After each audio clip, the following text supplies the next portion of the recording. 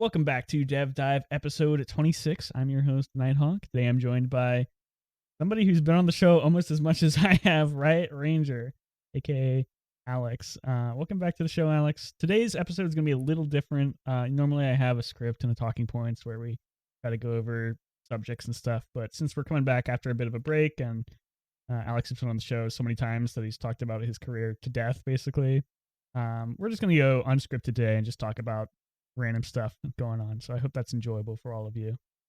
Welcome back, Alex. Hey, man. So I was thinking about things we could talk about. But how's it going?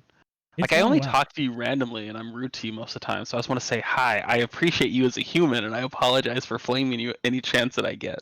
We play League of Legends maybe once every 2 weeks or so, around that interval, and it usually starts out really well, and then I get more and more tired, and Alex gets more and more frustrated with my mediocreness of League of Legends, especially when I'm jungling. Oh my and god! It usually ends up with me leaving after a particularly bad game. And then I feel bad because I don't want you to leave. I want you to be not bad. Right? The two are not mutually exclusive.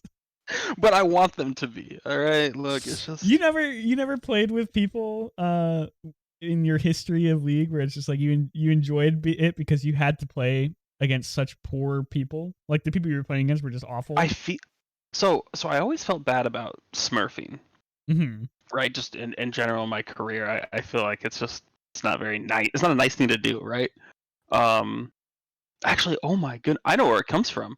When I was like 13, I was on a competitive soccer team, and we messed up at a tournament and took second. So we didn't have enough points to qualify for state. So we joined a tournament where no team was anywhere near as good as us. I think the closest game was like 12-0.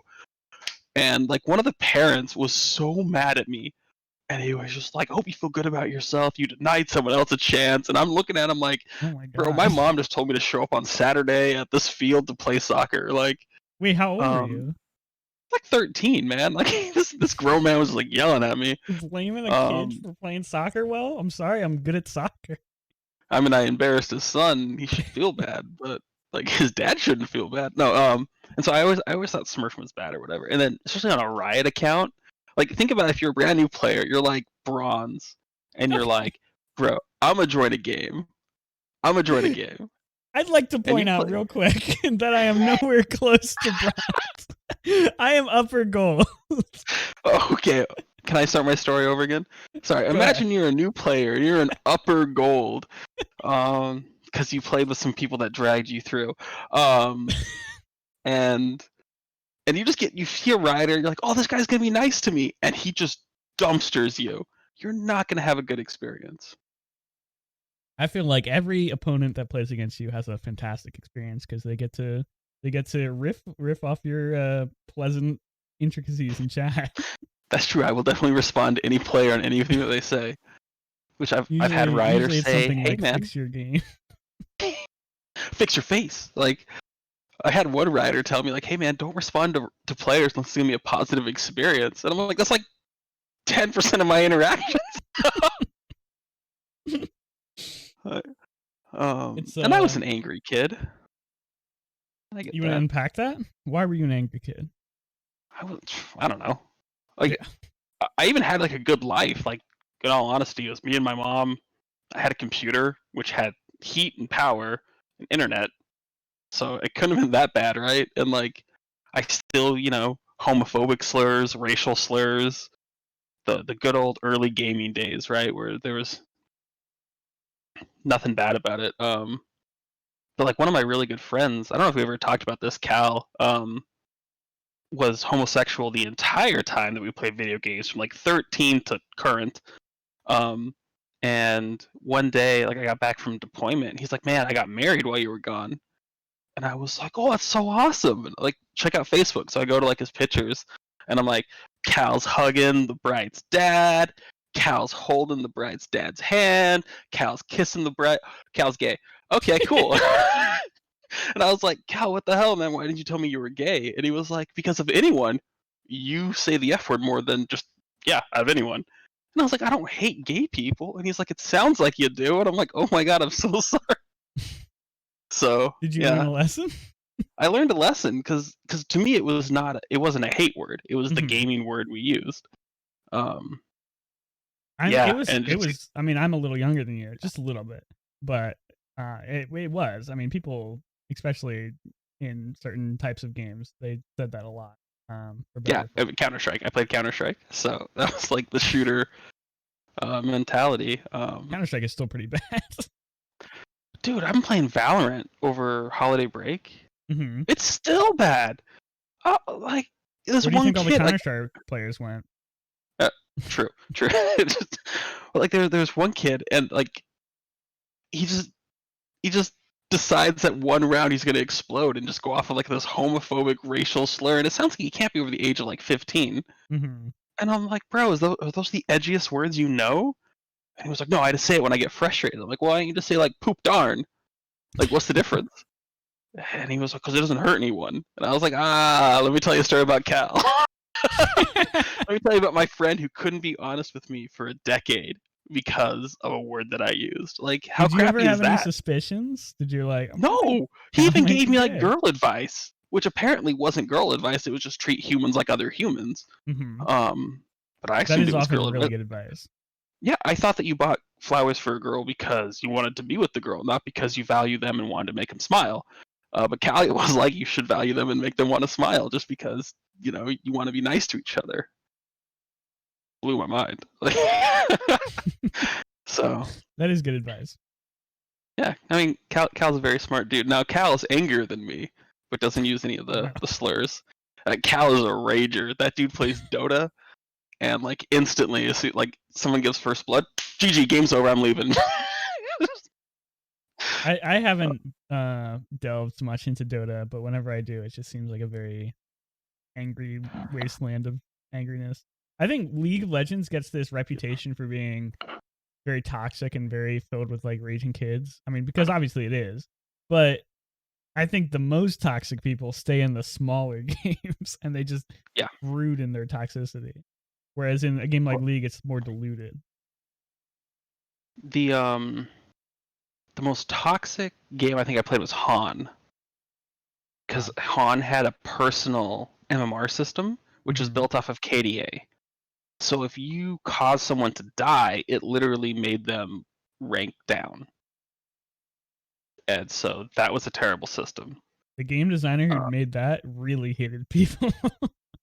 He I just mean had yeah, that was a KDA player. A KDA player designed that system with no one checking him, and was like, Mhm. "Yeah, KDA means you're good at the game." And it's like, well, what if I play a support? It's like, well, then you're not good at the game, or you'd play a carry, and you're like, oh, oh. So that game was awful. Then Counter Strike definitely takes a second. Um, League isn't even on top 5. Like the most, I think I wouldn't WoW even is more say toxic so. than I League. think the weird thing about League is that I think everyone has like a different experience where I feel like I don't know if this is true or not, and I don't know like what's going on, but I feel like there's like this personal attitude MMR system in League of Legends where the more toxic people just end up playing with more toxic people. I'll play with my friends and we'll encounter like one guy who says like GG easy, and then I'll play with like another group of people and like we'll have somebody drop in the N word with like their club tag is like something terrible. I'm like, what is going on? Is this just No, I don't know. It's weird. maybe people in the lower spectrum of ELOs are nicer, and then when you play with your friends, you I get to the actually think that, higher. that I think that is actually accurate. I think people who are better at League of Legends are much worse people overall, just in terms of their Oh, attitudes. I Especially mean, like in that diamonds to low master area. Oh god. watch. Man, I don't want to blast anyone because I've been watching streamers like constantly, No, and I'm I'm like trying sorry. to think of like ways to call out streamers without like exactly calling out streamers. Um, you know what? No, you know what? You can definitely put this on the front page of something. I Oh watched no. Ninja for the first time last night. Ninja's like bullying kids. He's like bullying kids on stream, and it's okay. Like this kid had like a bad game, right? It happens to most people, not me, but like most people have bad games, right? And so he's like 8-11, which in Valorant is a good score for me. I'm like, shit, dude. Almost half the time I'm killing someone. Like, And Ninja's like, hey man, why are you picking an entry person when you can't kill? Like, you suck. You're the bottom fragger. You're bad. You're bad. You're bad. And I'm sitting there and I'm like, he definitely is not cueing his mic. He's just doing it for the Yeah, audience, yeah, right? yeah. And then the kid talks back, and I'm just like, oh, why? You're a grown ass man, right? Like, why are you attacking a kid when you're like a millionaire? He's a millionaire streamer that's world renowned, and he's gonna pick on some Omen player in Diamond? Have you seen the old clips of Ninja playing H1Z1 and stuff? And he just freaks the fuck out on these kids. He's like screaming, like the kid like says something weird to him. I don't even think it's like a particularly bad insult. He just said like you're bad or something. And the guy's like, yeah, Ninja freaks the fuck out, like, and he just starts raging at the kid. He's like, "You kiss your mother with that mouth," and he's just screaming at this poor kid. Yeah, and like I think he was playing with like a guy named Jordan Fisher, and a kid laughed. And one of my friends growing up had a really obnoxious laugh. Jason, I love you. Your laugh sucks. And that's okay. You never make fun of someone for like how they experience joy. And Yeah. the guy's fucking making fun of the kid for having a weird laugh, and I'm like, stop punching down. Like, There well, is first no let's stop position in a punching. video game where a streamer who's making probably 50 to 100K a month, if not more, can go in and like do unprovoked toxicity to like, especially to kids, but to anyone. It's just really, it's not enjoyable. I don't know. Some people enjoy that, and that's why I really don't like some of the streamer mentalities out there. I don't watch many streamers these days. I know there's a lot of good streamers out there, and I hate to fixate on the bad. But I watch Hiko. Hiko's super positive, nice guy, does Valorant. He's a boomer like me, right? He's like 32 or something like that. He's old, right? And he's playing games, doesn't flame people. I watch Tim the Tapman. He's hilarious, and he is what I would say is an appropriate toxic level, to where he yells all the time. He'll walk around, he'll hit things, but it's in good fun, right? It's never to bring someone down. It's to like put your energy out. Yeah. But then like, that's it. That's all I got. Those are the only shooters I got. If I had to recommend some streamers that weren't toxic, Risty's pretty good. Risty's like got a great attitude, and he plays League of Legends like 12 hours a day, which is insane. I don't know how anyone can maintain an attitude. A good attitude with that. Yeah, when you're playing in Masters and Challenger that long, especially when you main Garen. Sorry, but if you're just one chicken Garen, you've probably seen him. Riste, Risty. Okay, I'll take a look at him. Yeah, he's. So I thought it was that singed main with the weird hat. That's like Searchy or Search. Oh yeah, Searches. He's means Nasus and Singed, I think. Yeah, I got to play a bunch of games with him playing Nasus, and I know I am not the jungler he wanted. I definitely knew there's a skill gap, but he still carried my ass, so I appreciate that. It's hard to be a jungler that everybody wants. I just want to play jungle and just like PvE and then like gank mid sometimes. Well, but, you play the wrong. If you're gonna play Vi, you don't PvE. Like, play Master Yi, man. Dirty Master Yi dies too much. At least Vi is like has some survivability. What is? I'm sorry. What does Master Yi die to? CC and burst. You have your W. You're an Alpha Strike. You're assuming that I'm a good player. I'm sorry. I forgot you're higher up echelon of gold. Upper gold, which is in the top 20%. I don't actually know what the numbers are. Yeah, I haven't looked at those for a while, but it's got to be up there. It's got to be. It's up there. I think it's really funny when you look at it and you think that the vast statistical majority of players are just really bad at League of Legends, and I think that's fine. Like, it's okay to be bad at things. And there's so much information you have to know, and if you only play, let's say you only play one game a day, which is more than most people play, right? Yeah. You're never going to catch up. You're just, with how much we switch the game and stuff, it's going to be like, oh, on Jhin, I always go IE first. Not anymore. Not this year. And if you do that, I'm going to flame the shit out of you. Stormrazor? Wait, not Stormrazor anymore. It's this now. Right. Oh, we just reworked the entire item system. Good luck, buddy. Yeah, now there's mystic items and legendary. Just click the recommended page. It's going to be wrong, and people are going to flame you, but just click the recommended page. I will say the recommended page has actually been pretty good recently. I think they did a good job in the rework of that. I think it's good too. I don't know what it says for Jin because I just have preset things. I don't play Jin anyway. Why don't you play Jin's Jin? OP. Is he OP? I feel like he's OP. Yeah, he's broken. I'm excited for LCS to start in 3 days. Shit, that's right. It was like super early for LCS, but the format change brought it around, right? Yeah, Wow. it changed around a lot. I'm always curious because to me, Samira is the most outrageous champion ever made. And if she isn't like 100% pick ban, I will be interested in why not. Because I can't give you a reason not to pick Samira. What do you think she struggles against? I don't think she struggles. That's the problem. Is like if you overpower her in lane, she has a pretty reusable Q that can last hit. So it's really hard to poke her. You can't dive around her tower because of the dashes and the wind walls. Mm-hmm. And then if she is ahead, she's just abusive. And so I don't know what the right answer is. And you could say like, oh, well, then why isn't Katarina picked? She also has resets and does flashy things.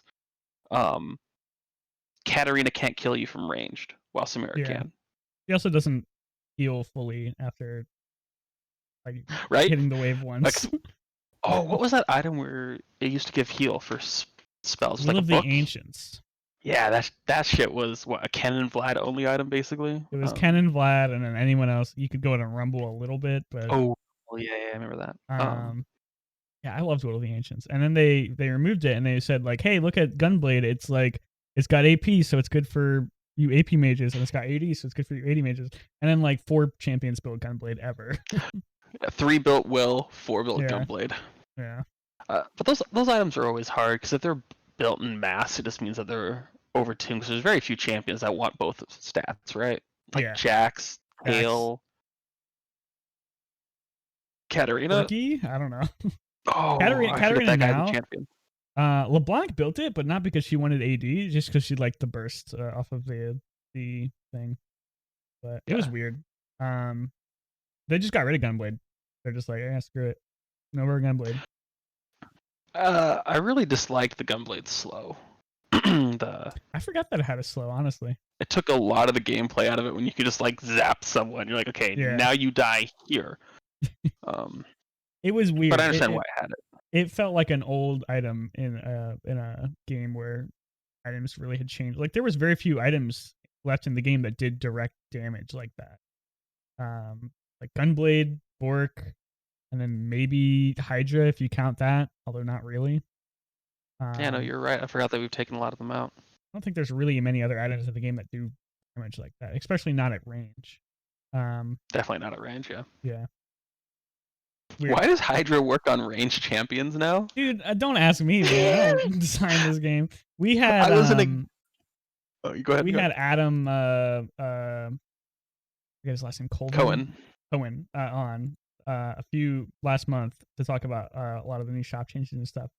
And I think at that time it was like right before the season actually came out, and I think we were even talking about that. He's like, "Oh, it'll probably be reverted."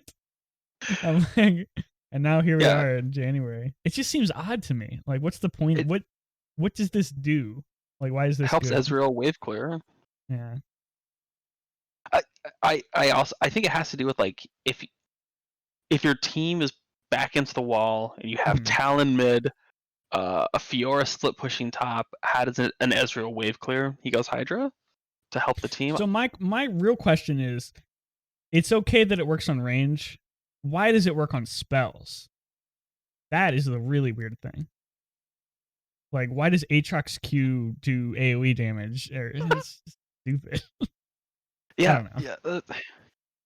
So I will say, I worked on the item rework 5 years ago. The one where we had like the 4 Zeal items. Yeah. Worst rework ever. Thanks, man. Reyna was working on it, and Reyna, fantastic designer, engineer, brilliant mastermind. She might be like the smartest person I've ever met in my entire life. She comes to me and she's like, "Oh, we're gonna make these crit items, and this does this." I'm like, "It's broken on Ashe. It's broken on Ashe." And she looks at me and she's like, I don't care. We're gonna design it for everyone else, and then we'll go back to Ashe at the end. And it makes a lot of sense. Like if I have to worry about all the edge cases to begin an idea, I'll never actually get an idea out there. Yeah, And especially in a game as you with can see, 150 freaking champions now. yeah, as you see, the rework didn't break Ashe. Ashe was not the most broken champion in the entire world. She was good. She was healthy. It was fine. Sorry, when I say healthy, it means that they're on the top end. It definitely doesn't mean healthy. As I said that, I'm like, oh wait, no, she was strong. And we're still talking about 5 years ago, right? Yeah. Yeah. I mean, Ashe has been good for 5 years. Yeah, I feel like Ashe has never been terrible just because of the utility she has. Ashe, Janna, Amumu are all champions that have been above 50% win rate for a decade. Yeah. They're just You know they're what not pisses me oppressive off? with how they beat you.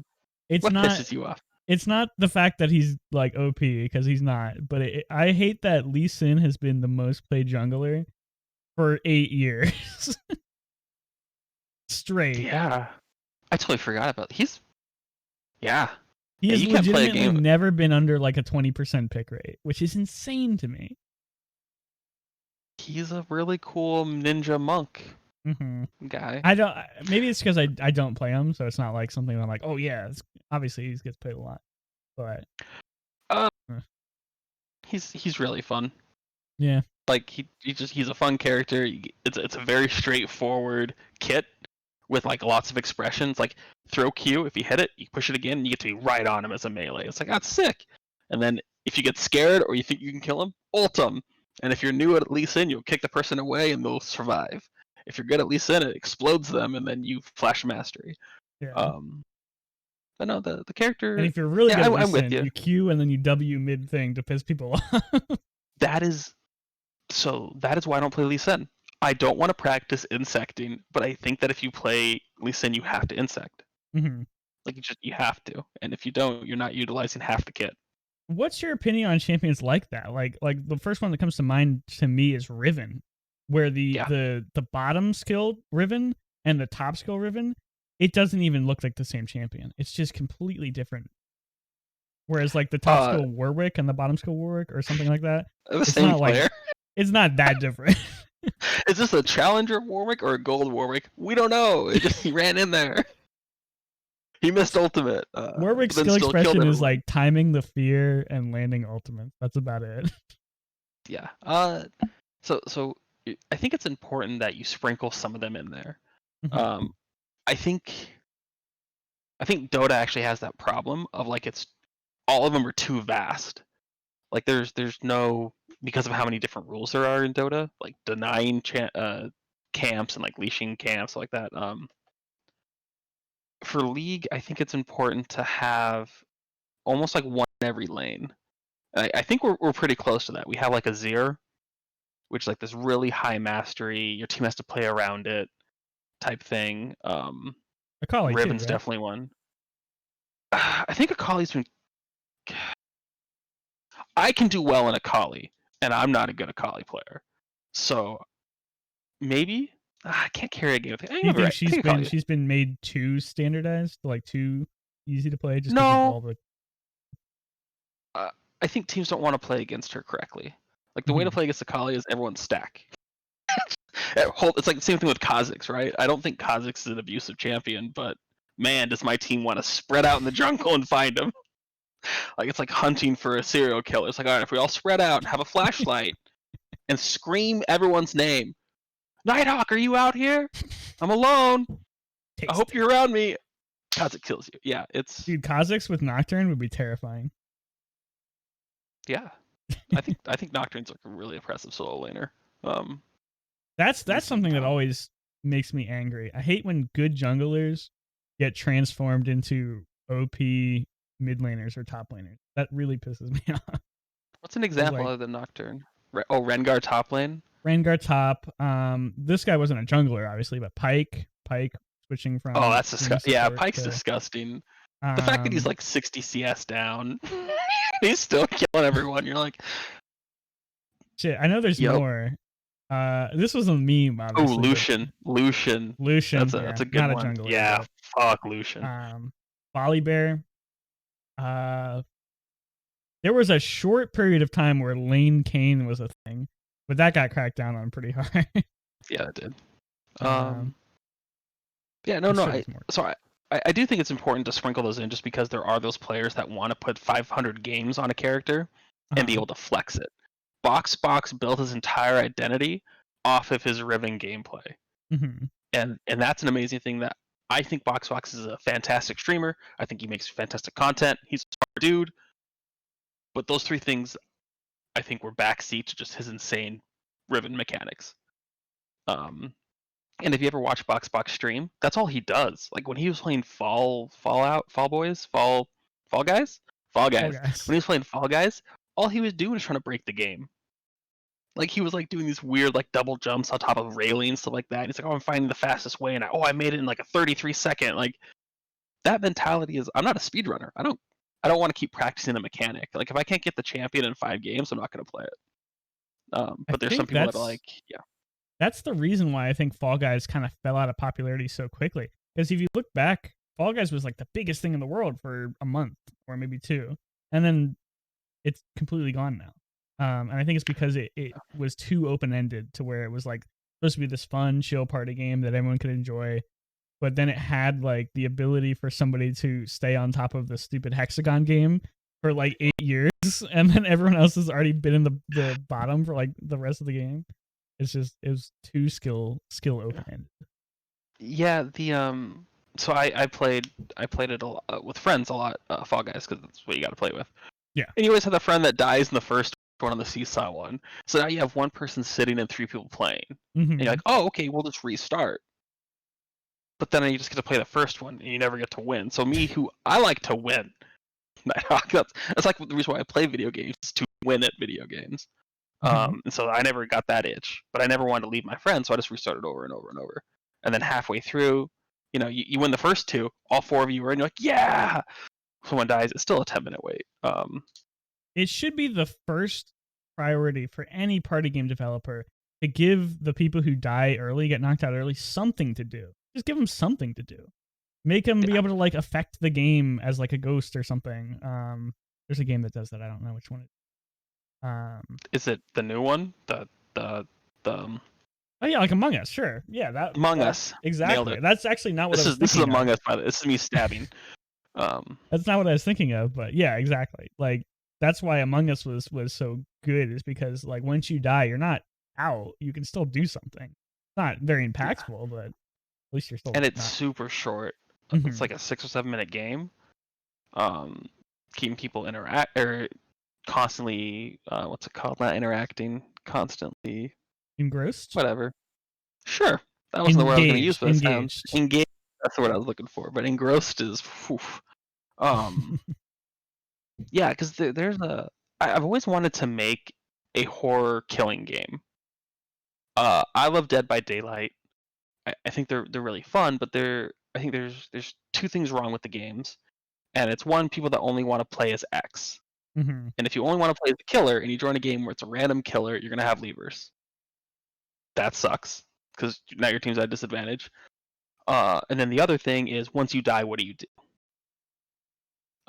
And I've played around with ideas, but I really want to make a game like this somewhere down the line, of a horror killing. Because Dead by Daylight, I don't know if you ever played it before. It is so much fun. Oh, I feel like Dead by Daylight is a cult hit where it like was very, very popular with a small group of people, and they still play it. Like Dead by Daylight is still a popular game. I wait to deteriorate a bunch, and then I play all the way to basically the number 1 rank or whatever, and then everyone just gets super toxic and cheesy. So I stop playing. And then if you win, did you ever play Evolve? Once. I played it one time, and I was like, nah. That's the one where you hunt the monster, right? Yeah, okay. So it's basically Dead by Daylight, but it's like instead of the monster being the OP one. And I know I want to talk about this too. In Dead by Daylight, there's this stupid meta which I hate, but I think it's hilarious. In Evolve, there's 4 hunters and 1 monster, and then kind of how the meta is supposed to go, or did, because this game is dead and gone, was the monster would be really weak in the beginning, and you'd have to like evolve throughout the game to get stronger. And then the longer the game goes on, the stronger the monster gets, to the point where if it got to stage 3, then you're like, okay, the hunters are screwed. But the problem is people got so good at the game and the hunters aspect that they would just bully the poor little monster like the whole game. Like there's like this one thing where you can lock the monster in like this big arena so he can't leave. And they would do that, and then they would just like dance around. Whenever he tried to do something, they would just like zap They him. wouldn't even kill him. No, they would just bully him. And I know this happens a lot in Dead by Daylight too, where like the survivors will like they have abilities where you can stun the flashlights and stuff like that. So they'll just like stun him and then dance around. Because the people who are good at Survivor in that game are really, really good at Survivor. Well, so here's the problem with Dead by Daylight. It's you get to those games, right? And someone will be streaming, right? So you have a streamer and then 3. I can't pick certain words because Twitch doesn't want this to behave. So I'm just gonna use what I used when I was a kid. Everyone's in line to suck their dick, right? And so you have the streamer, right? And so I'm running through as a killer, and I accidentally hit the streamer, right? So I hit him, I kill him, I put him on a hook. I turn around, and there's 3 motherfuckers with their flashlights out, and they're like, "All right, we're gonna get our friend back." So me as the killer goes, "Okay, if all 3 of you are here, I can no longer lose the game. I'm a chill. You have to make it so I lose the game, right? They have to go." They have to go for do generators. Yeah. Right. And so if I chase them for the generators, I watch one person comes up to me, hits me, and like runs away, right? So I'm like, okay, I'm gonna chase you. And I turn around and I see 2 of his friends going for his body. So I'm like, I have all 4 of you here. And so I win the round, and they go, "Wow, F Puppy you, guarding, stream puppy sniping, you're guarding him, you're ruining the game." And I'm like, I guess, like I hear you, but like, what was I supposed to do? I could physically see all 4 of your assholes. Like, and It's so like if you kick a what Dead by beehive and like the queen gets hit and all the other bees are like, ah. Oh my god, it Freak was. the fuck out. And I do love fighting against streamers because afterwards I want to watch the play. Okay, maybe I'm narcissistic a little bit, but I want to watch me ruin their night, right? And so like if there is a streamer, I'm gonna kill you. I'm gonna get a drink, and I'm gonna watch me kill you on your stream. I'm gonna roll that VOD. I want to watch your frustration and your friends frustrated that I won't play your game. But yeah. Do you play the Survivors at all? No, fuck Survivors. No. I have played like 2 games of Survivor ever, and I played. Did you probably say that was a problem? Did you say if somebody wants to play only X? Okay. Among Us has it random. Okay. Dead by Daylight solved that problem with you queue up as killer, you queue up as survivor. That's good. That play how you want to play.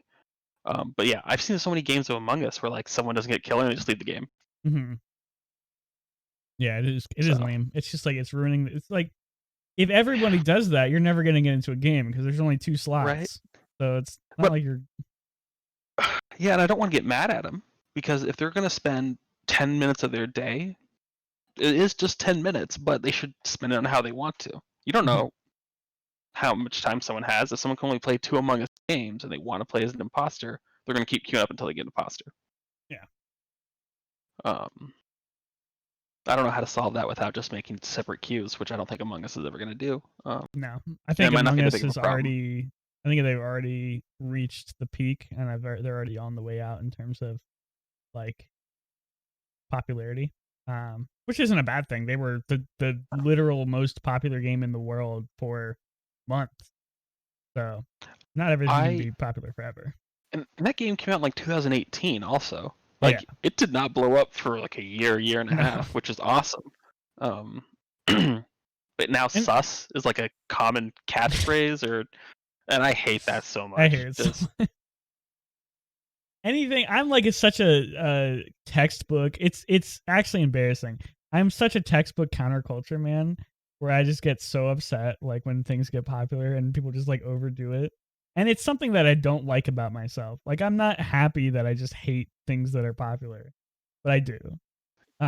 Yeah, swagger bugged me a lot. Swag and swagger because it was just it's the reason why America's in where it's at. And I can be confident. I can be confident, ignorant as long as I'm confident loud enough. And it's like, no, let's listen to facts. Let's use, let's not let's not ride a motorcycle without a helmet on because you're gonna die. I got swag. My buddies have motorcycles, never got into an accident. YOLO. It's like, what? Yeah. Yeah. And it's like, no, if you only live once, you should be careful. If you could trace back the most annoying fad of every year for the past 20 years, do you think that would drive you insane? Do you think that would just be like the worst experience of your life? Yeah. The one fad I hated the most was those fucking skateboards with the fingers. The tech decks. What were those things called? Fuck tech decks, man. Like, all these kids are sitting with these little stupid skateboards that can never do anything.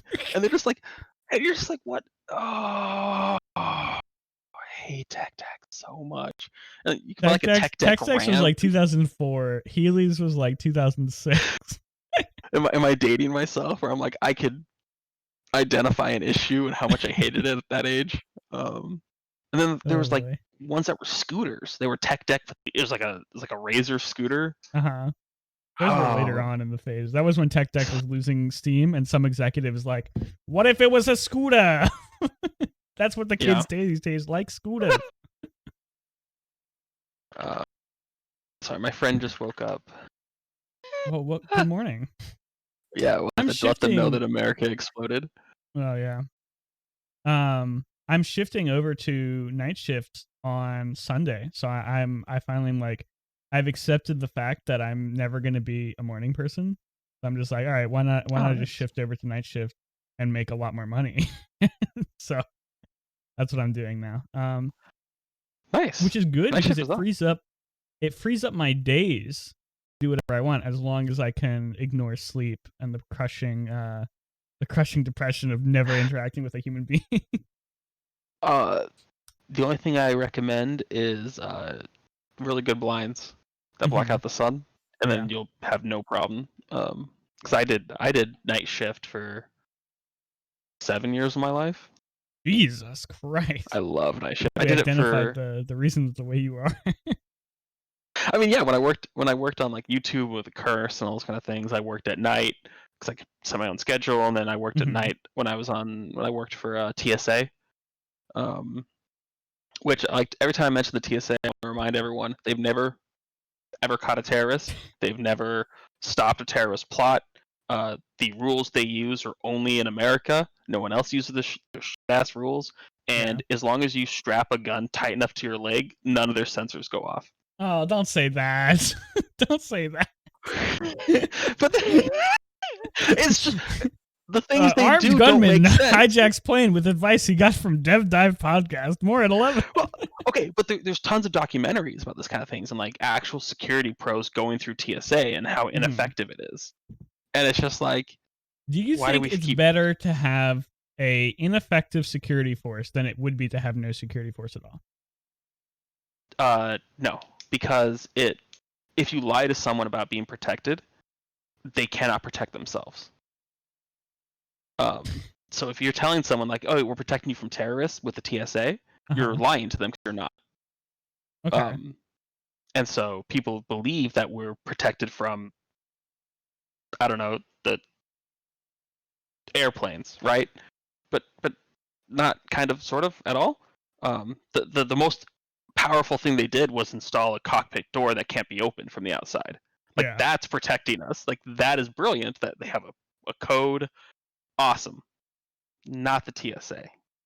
Also, the thing that made TSA like a really big thing, the things they brought on board wouldn't be stopped by TSA anyways most of the time. Yeah. So it's just crazy why I have to take off my fucking shoes. Sorry, we full circle back. I think the most effective way to make an airplane safe would be to make little cubicles for everyone, and the minute before the plane even gets off, they stuff you into the cubicle and lock it, and then you can't leave the cubicle until after the plane lands, and then they let you out one by one. It's like train cars. By like chutes. It's around the bottom. Take a slide down. Just open up the hole, you fall to the ground. Are we here? There's no windows in there. There's no bathroom, there's just a grate. I mean, you're in the air anyways. Yeah. Oh, man. Yeah, it's TSA is like I have these vivid dreams, right? Of like if I was X, right? And I was like, as president, what's the first thing I would call out? TSA is up there, like in my TSA is on the inauguration top of speech, the right? list. Thank you for voting for me. We will let democracy shine. TSA, you're a load of shit, and I'm coming for you. All right, everything. just, Get out a um, declaration. yeah, just like they're Nail it on to my the list, TSA man. door. Oh, there's man, my list. Like if I ran League of Legends, there'd be no joke skins whatsoever. Um, which is I'm glad that I don't because Dunkmaster Darius is super successful. People like those kind of things. The Mm-hmm. like definitely not Vel'Koz skin, all these kind of things. Those are really cool. I would never have greenlit that shit, right? Like I'm like your jokes have to be jokes, not just obnoxious, which I see them as obnoxious, but people really like them. Um, so I know that I'm not always right. I have strong, you know, I think opinions, but fuck if TSA. you know that if you know that your opinions aren't the best thing for something, but you hold strongly to them anyway, I think that's empowering. I think that's like as long as you know that you're not right, not right, but as long as you know that you're not like doing what's best for something, but you want to do it anyway. I think that's awesome. Yeah, I mean, I was watching. Oh, I want to give them a plug because the point's really good. I was watching random YouTube videos about speedrunning, Mhm. and man, what's his name? Carl Jobst, I believe. And he was talking about like growing up, and he believes growing up is when people decide to stop learning.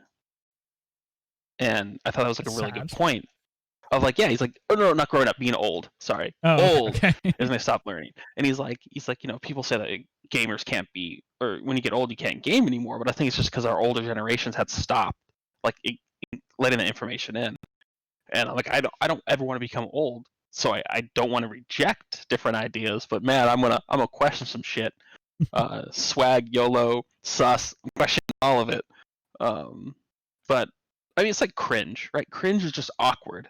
And 20 years ago, we said awkward, and you didn't have anything to say, and it was kind of weird to be like awkward, and it was like, right? It's the same thing as cringe, right? It's just their fucking new word for it.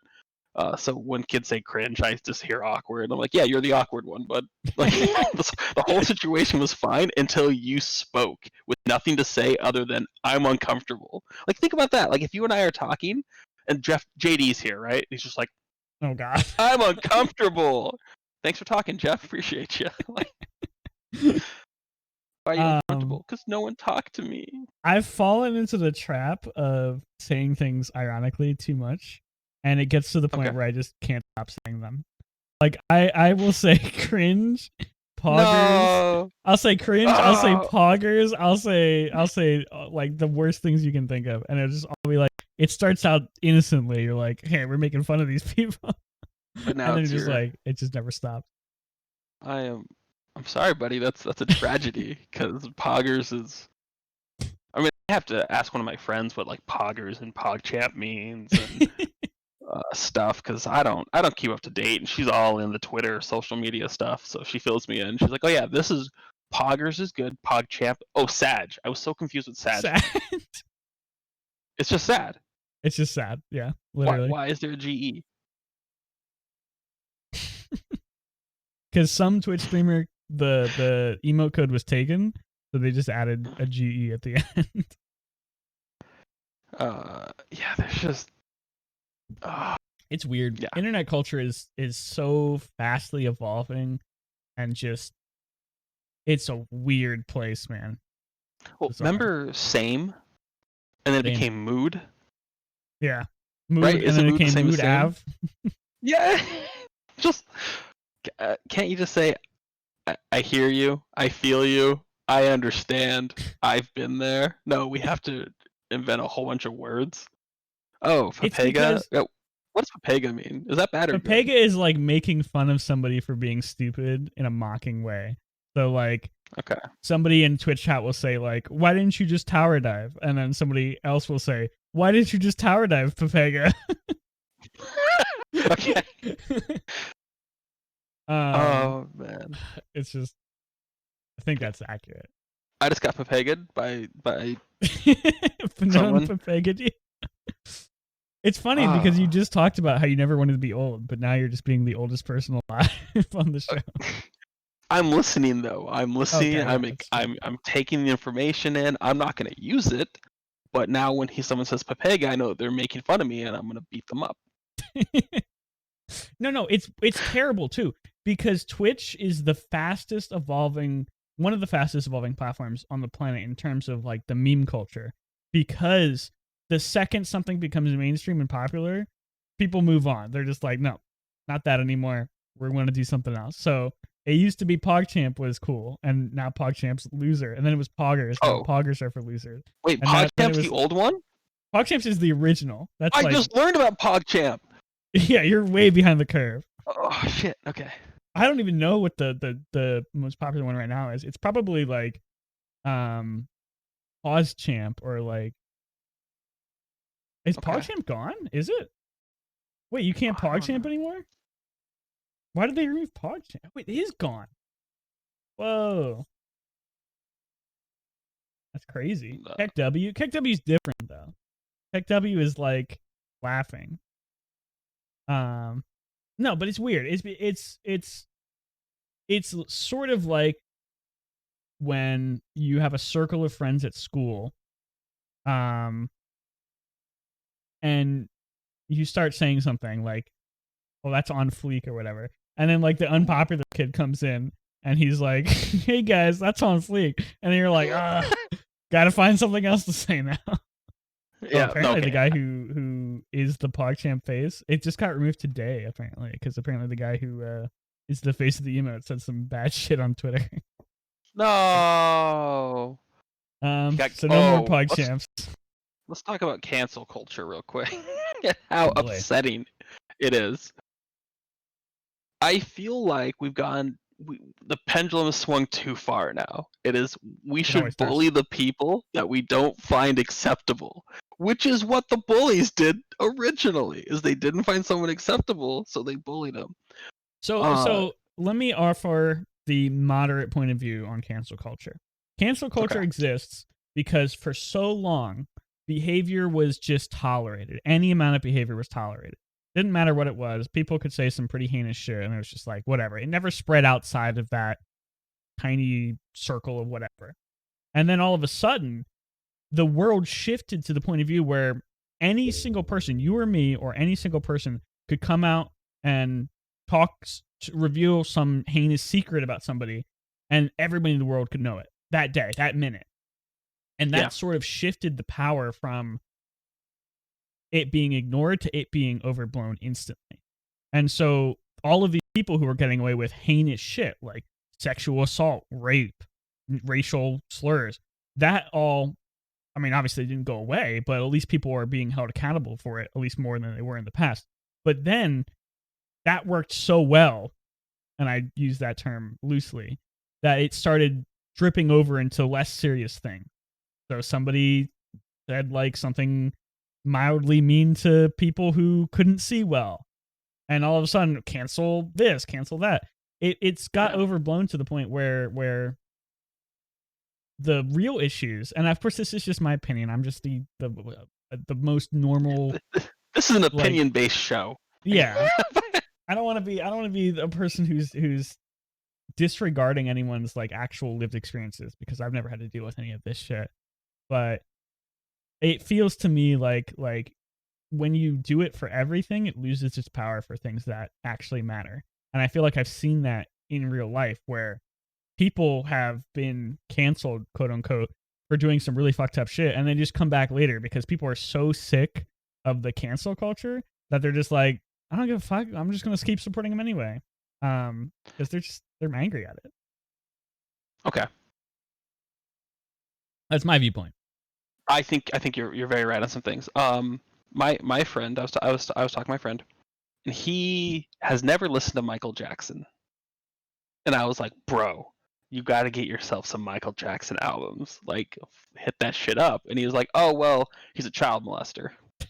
And I was like, how dare you? When you think, and I was like, oh, how dare I? Shit. And I was thinking about it because, like, I will I will lividly yell at Chris Brown forever because of what he did. It wasn't he hit someone. He beat the shit out of someone that could not fight back, right? So Chris Brown's a sack of shit, right?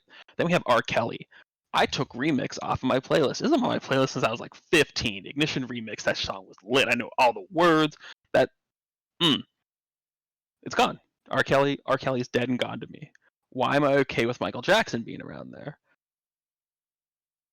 I don't know. And I feel bad about it. Is it because the claims were never 100% proven? Do you think?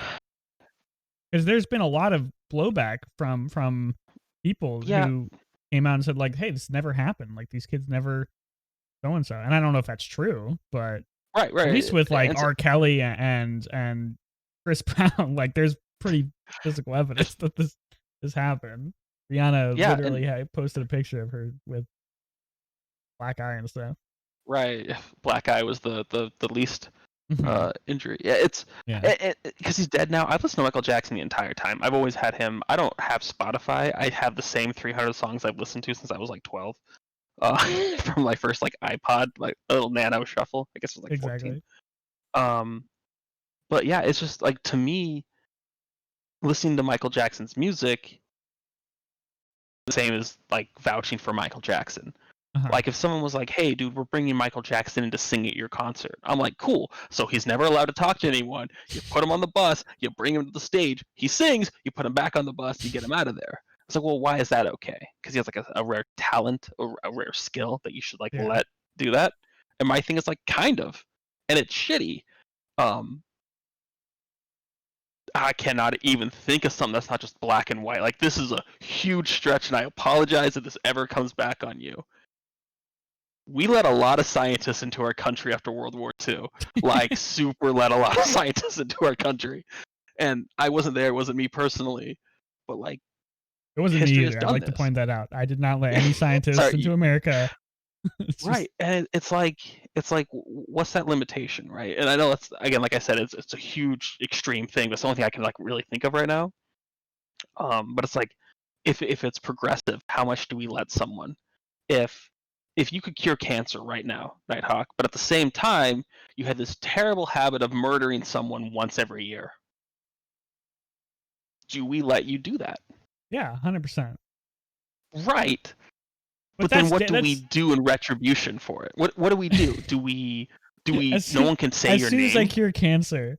Do I have to be like alive for cancer to be cured? You have to be alive constantly. You have to be every year you have to be alive. Yeah, it's for some reason you have the only element, you spray it in the air and it solves everything.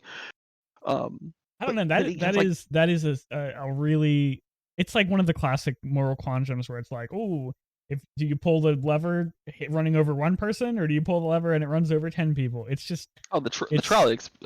Yeah, it's like this situation is dumb and I hate it. But when I was a kid and my mom and I talked about the trolley experiment, I was always like, you have to do what's right. The one person was in the right, you kill the four.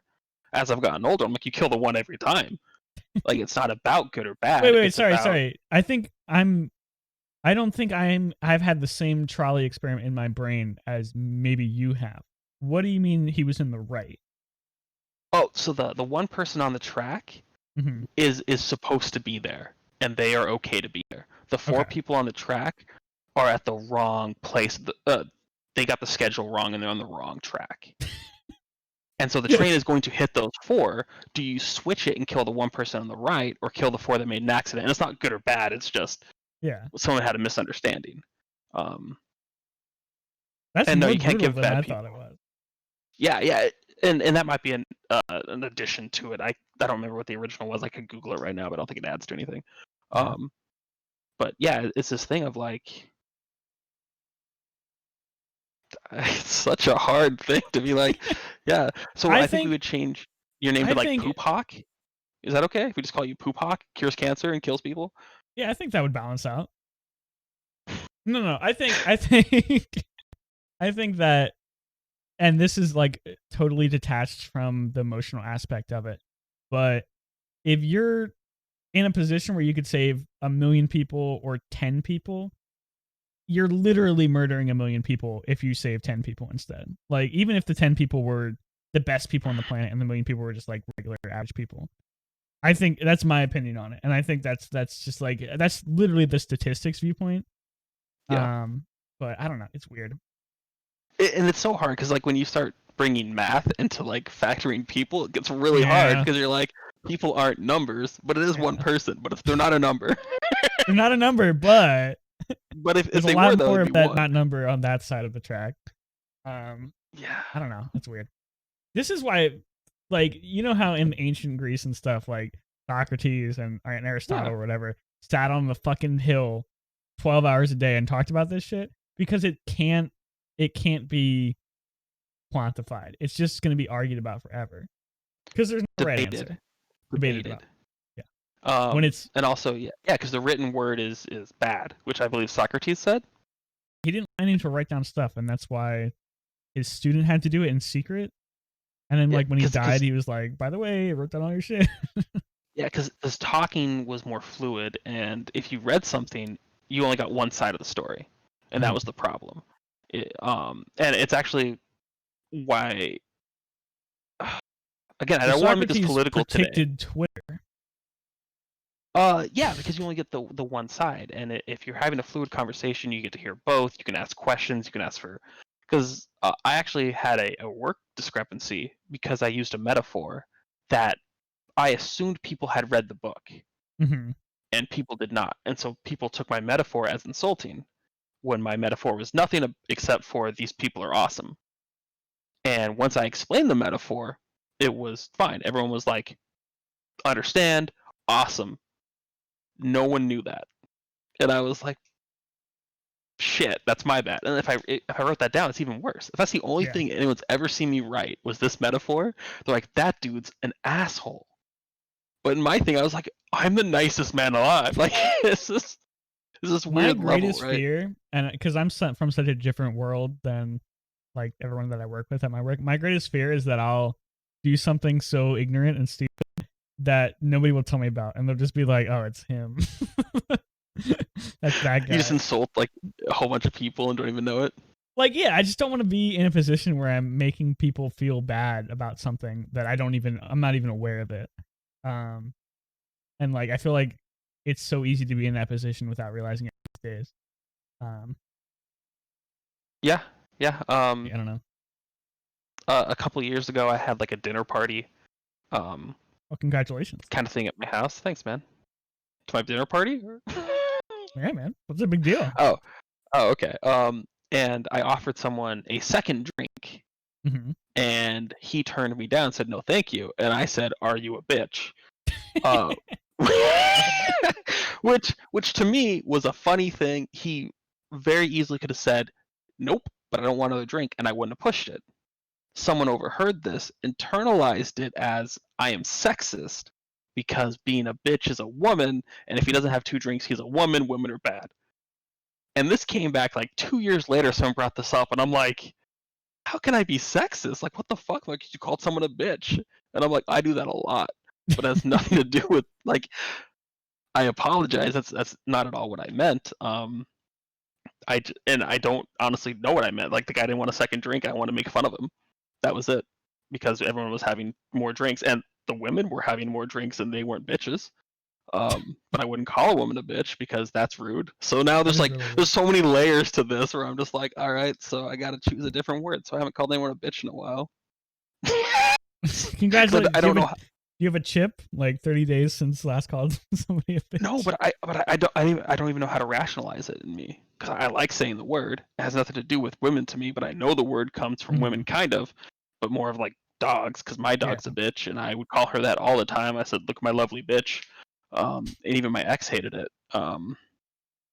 But yeah, it's hard, man. And my thing is like, I don't want for anyone around me to feel like they're not welcome, right?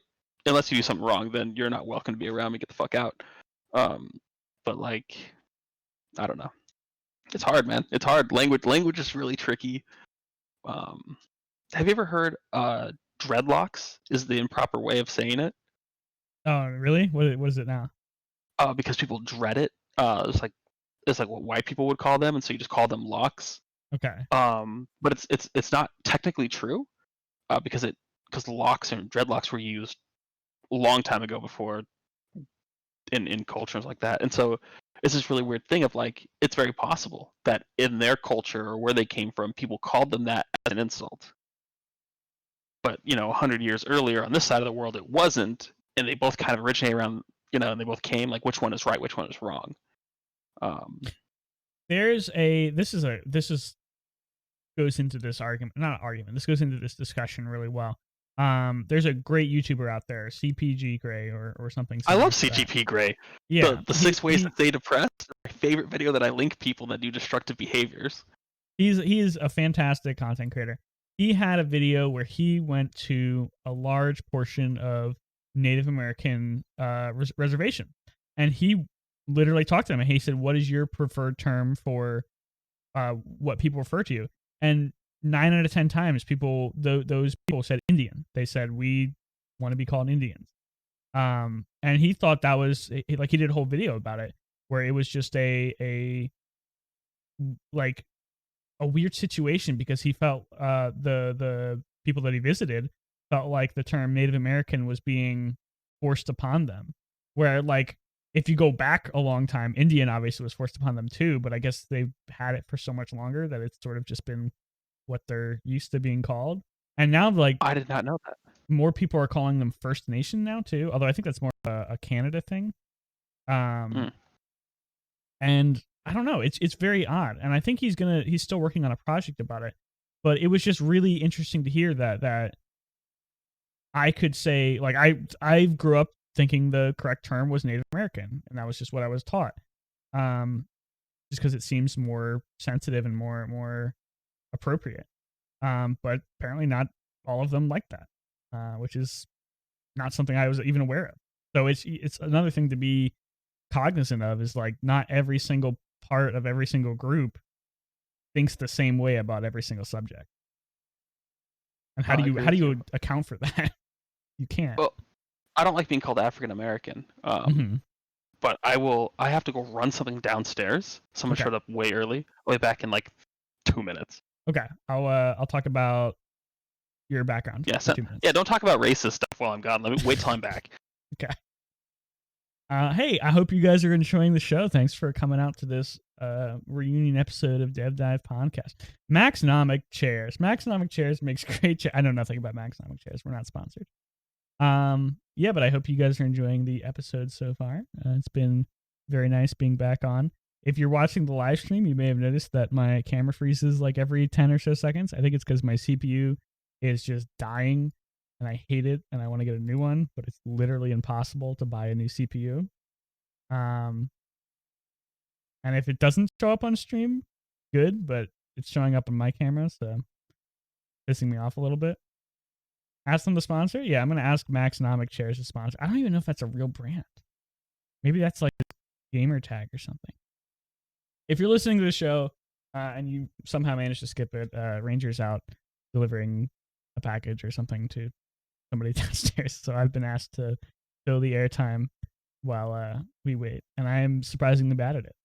So why don't we just join together in a quiet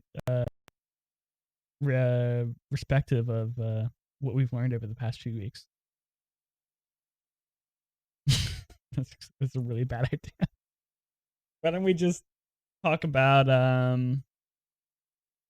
oh yeah, I could use a haircut. Sorry for the audio listeners again, but I'm at the long lengths of my hair just being like past the comfortableness. I don't know if it's for everybody, but for me, when my hair gets too long, it starts to feel greasy. Even after I shampoo it really well. Like, I'll shampoo this thing 2 to 3 times, and it will still feel greasy, and it makes me very uncomfortable. So I have to keep my hair pretty short. And for the past year, I've been cutting it myself because A, I'm lazy, B, I'm cheap, and C, I like to pretend like I'm observant of COVID restrictions. So I'm contemplating whether or not I want to do that again, because every time I cut it, it ends up being okay, but it's also like not great. And I think I'm just gonna mess up eventually and just have it like be terrible, and then I'll have to go bald for however long it takes. So I'm contemplating going out and getting a cut. But also, I'm just like, that's a lot of work. I have to go schedule an appointment. I have to go out for the afternoon. Before now, I didn't have a car. I don't know if I talked about this on the show, but I've been living without a car for about a year now, and I just got a car today, actually about an hour before we started this podcast. So I have finally entered back into the world of driving. And I don't know if I ever talked about it, but I am sort of terrified of driving in cities. I got into a pretty bad car accident last year, and it's sort of, I don't want to say it gave me PTSD because I don't think it's that strong, but it definitely left an impression on me where I'm just like kind of freaked out about driving. So I kind of have to learn to drive again. Not learn to drive, but learn to be okay with driving again. And that's going to take a while to where I'm like comfortable going on trips and stuff. But as of right now, it's a brand new car. It's a lot bigger than my old car. It's a big Subaru Outback. I wanted a bigger car because I wanted to carry more things when I do stuff. But I'm used to driving a little tiny Volvo, which was like very compact, basically a coupe, but not really. And going from that to a crossover SUV has been a very enlightening experience. And Alex is back. Congrats. Thank you for delivering the whatever it was, and welcome back to the show. I bought a bunch of team jerseys for my team, and someone came to pick up their jerseys. Team jersey? Like for the QA team? Not for the QA team, but sorry, for your league team. Neither. No? For another team, but they work at Riot. Okay. I was very lost there. How would I try to. It was the competitive team, right? Is that what you're talking about? The people Like that I the bought the Riot Rumble jerseys team? for? Oh no, these were just personal, like a gift for the holidays, and they were out of town, so they came to pick them up today. Well, that's cool. Yeah, I try to make people happy. That is nice. You never really try to make me happy, but I said people, not high gold players. Not podcasters.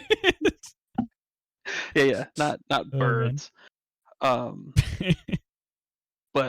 I gotta watch the CGP video now about that. I'll see if I can find it. I don't know exactly what it's called, but it was about a year ago now, I think. And it basically he's doing a much bigger project. And it was sort of like an offshoot of that when he went to visit all of these Native American reservations. And he just talked to a lot of people and got their opinions. And I think that's really the kind of like the best way to form opinions on stuff. Just talk to people who are firsthand experience of that kind of thing. So I don't know. No, I've always had a problem with people saying like I'm African American, because I would classify myself as American, right? Never been to Africa. Yeah. I don't want to go to Africa. My mother was not from Africa, so it's like really weird to call me African American. And then people are like, oh, well, you're black, and I'm like, oh, okay, but I'm not really dark, as you can see. So it's like, all you do is when you look at me, you go, oh, he's not Caucasian white, which Caucasian's also a weird word and doesn't fit white people. But it's just bizarre. So I'd rather go with colors, in all honesty. Like if you add anything to milk and it makes it not milk, then call me, brown, black. I don't really care. But African American actually bothers me. But I think that's it's the lighting. It's the lighting. There's like this is green. See? Oh wow. Not black and white. Yeah. I just I'm brown. But yeah, it's a weird thing. And let's take the N-word for instance. Oh, let's not. Let's do it real quick. There's 10 black people in a room. If any of them are, I shouldn't say if any of them are, a lot of them won't even use the N-word because you don't know how another person feels about that word, and it's very different. I grew up in a culture where no one said it, and then I joined the military where everyone said it to me. I was in Fort Bragg, wow, and I was in a black unit, and every single person in my unit was black, and that word was thrown around everywhere, so I got used to it. But I can definitely see if you grew up in a place where people only use it to hate on you, even if you drop the ER and put an A, that doesn't make it better. It still brings up those kind of things. And so yeah, I think CGP did the right thing. Just go ask people. Like they're gonna let you know what they want to be called. If you ever call me African American, I'm gonna call you like Irish American. All right, yeah, because I don't know. I love German American. I would love to. I know it's weird. It's weird because there's sort of like the stigma against white people like talking about their original heritage, like like they're like, oh, I'm quarter 3% German and like quarter Irish and stuff like that, and they're like, no, you're white, sweetie, shut up. Yeah. And I think it's hilarious because like I obviously retain no cultural connection to the Italians or the Germans, which is where I'm from originally. Like there's literally no aspect of that culture that has been relayed to me. But like I still kind of like the idea of being considered Italian, and like I think it's fun. Why do you want to be Italian? Just wondering. That's fine. So that was just a personal question. It's nothing to do with my point. But I agree with you. Like I have zero attachments to Africa. Mm-hmm. My favorite soccer team is Germany. My favorite country to visit is France. I speak English and a little bit of German.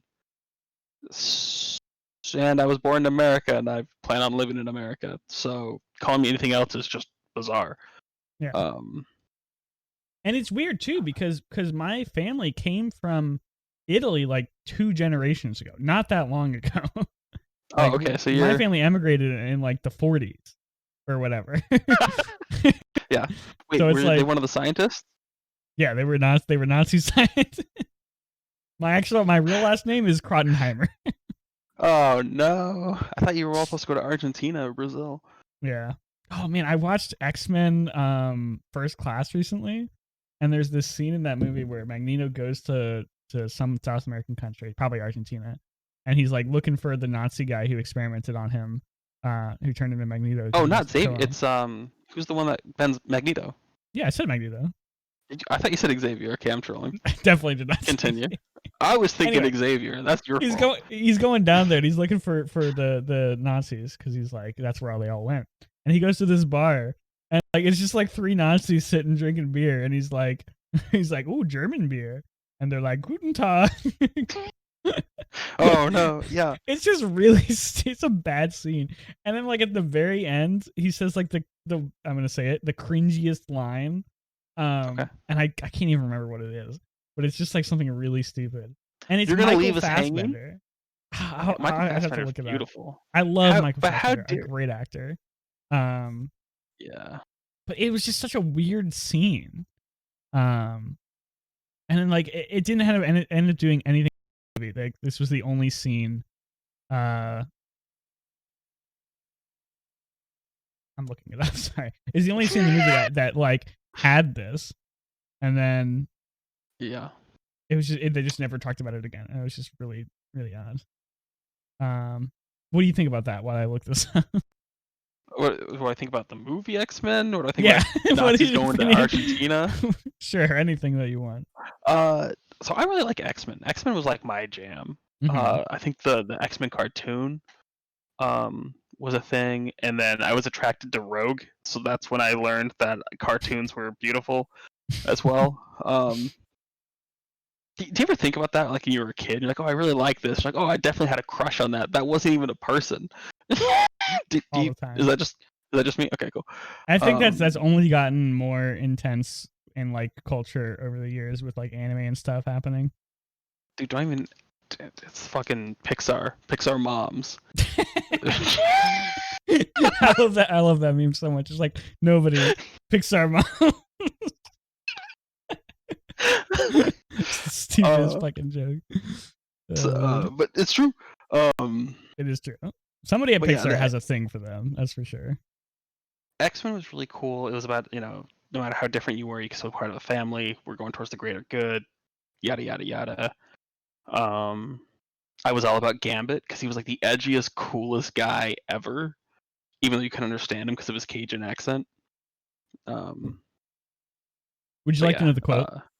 yeah, I've been waiting. He I'm gonna write says, it down too. let's just say I'm Frankenstein's monster and I'm looking for my creator. Oh, It's bad. that's 14 Even and his I'm delivery deep. wasn't even bad, but it was just so bad. I'm Frankenstein's monster. And like the worst thing is he was talking in German the entire scene, like because apparently that's something he can do. He just knows German, and then like Because at he the very lived end in of the Germany. scene, well, I don't know. I don't know much about Michael Fassbender. Oh, No, Michael I'm not. Fassbender spoken. I thought you meant Magneto. I'm sorry. Magneto's German. Oh, sorry. Yeah. Well, no. I'm not. I'm not questioning the fact that Magneto knows German. I'm questioning the fact that Michael Fassbender knows German. Have you watched Inglourious Bastards? I have not yet. It's on my list. It's always something where I'm like, I can't say that. Stop. Okay, I'm sorry. No, but yeah, it's just it's such a weird choice. No, I really like X-Men too. I never really watched the cartoons growing up though, so I don't know if I had the same experiences you had. But it's just weird. Yeah. What were we talking about? We're talking about Native Americans, First Nation. Now that I think about it more, I'm pretty sure First Nations is exclusive to the Canadian Native Americans, whatever you want to call them, the people who lived up in Canada before the French people and the English people came in. Dude, French Canada is the most hilarious thing ever. I love French Canada. So I know a bunch of French Canadians, and it's always hilarious when I talk to them about that, because the only French Canadians I knew prior to 4 years ago, like really knew, was from Letterkenny. Which, if you ever watch Letterkenny, they don't paint French Canadians in the best light. I feel like not a lot of people like up in Canada. I don't think a lot of people like French Canadians, which is a travesty, because some of the nicest people that I know are French Canadian. Oh yeah, like I think the nicest QA at Riot, at least on Champion Team, is Simon LeBlanc, and he's French Canadian. But yeah, it's just, I always just make fun of them, and I'm like, just secede, just go back to France, and then you can't say that. That's like the one thing. And the French people are like, we don't want them, they're not us. Like, no, it's so weird. There's like, I'm trying to think of like any other culture that has been so compartmentalized. Like, I guess South Africa. South Africa has like a lot of very white people that are obviously from like Britain originally. So I was going to throw Hong Kong in there, because they speak nothing about Hong Kong. They speak Cantonese. They speak a different language entirely from the rest of the entire gigantic China, right? But I think South Africa is also good, because I had a white South African friend that couldn't put African American on his tests because he was white. So I mean, he's not wrong, but like the teacher telling him, you can't write down you're African American. He's like, no, but I'm literally African American. And they're like, it doesn't matter, it means black people. And he's like, then put black on there. Like, that's racist. That's a mess. It's a mess. It's such a mess. Yeah. Oh, this just popped in my head as the shittiest thing I've seen personally the American government do to my friend. My friend was French American, so he had dual citizenship, and we applied for top secret clearances in the military. And to get a top secret clearance, you can only be an American citizen. So we had to drop his French citizenship, and then they denied him the top secret. God. Can you just like go back and be like, I didn't really mean it. I still want to be friends. I don't know how that works. I think you have to like go. I think you can, because your parents are French, but it's like a whole bunch of paperwork. You have to redo everything. But it was just hilarious. That's so shitty. Yeah, and I mean, it should be like, we're gonna give you the application, you can apply, and then you can't be accepted unless you're whatever. Right. Which is stupid, but whatever. But I mean, I can see the highest person up says they have to be only citizens of America to have top secret clearance, and someone goes, that makes sense. It makes sense. But it probably didn't need to trickle down all the way to we can't give you a form unless you say fuck France.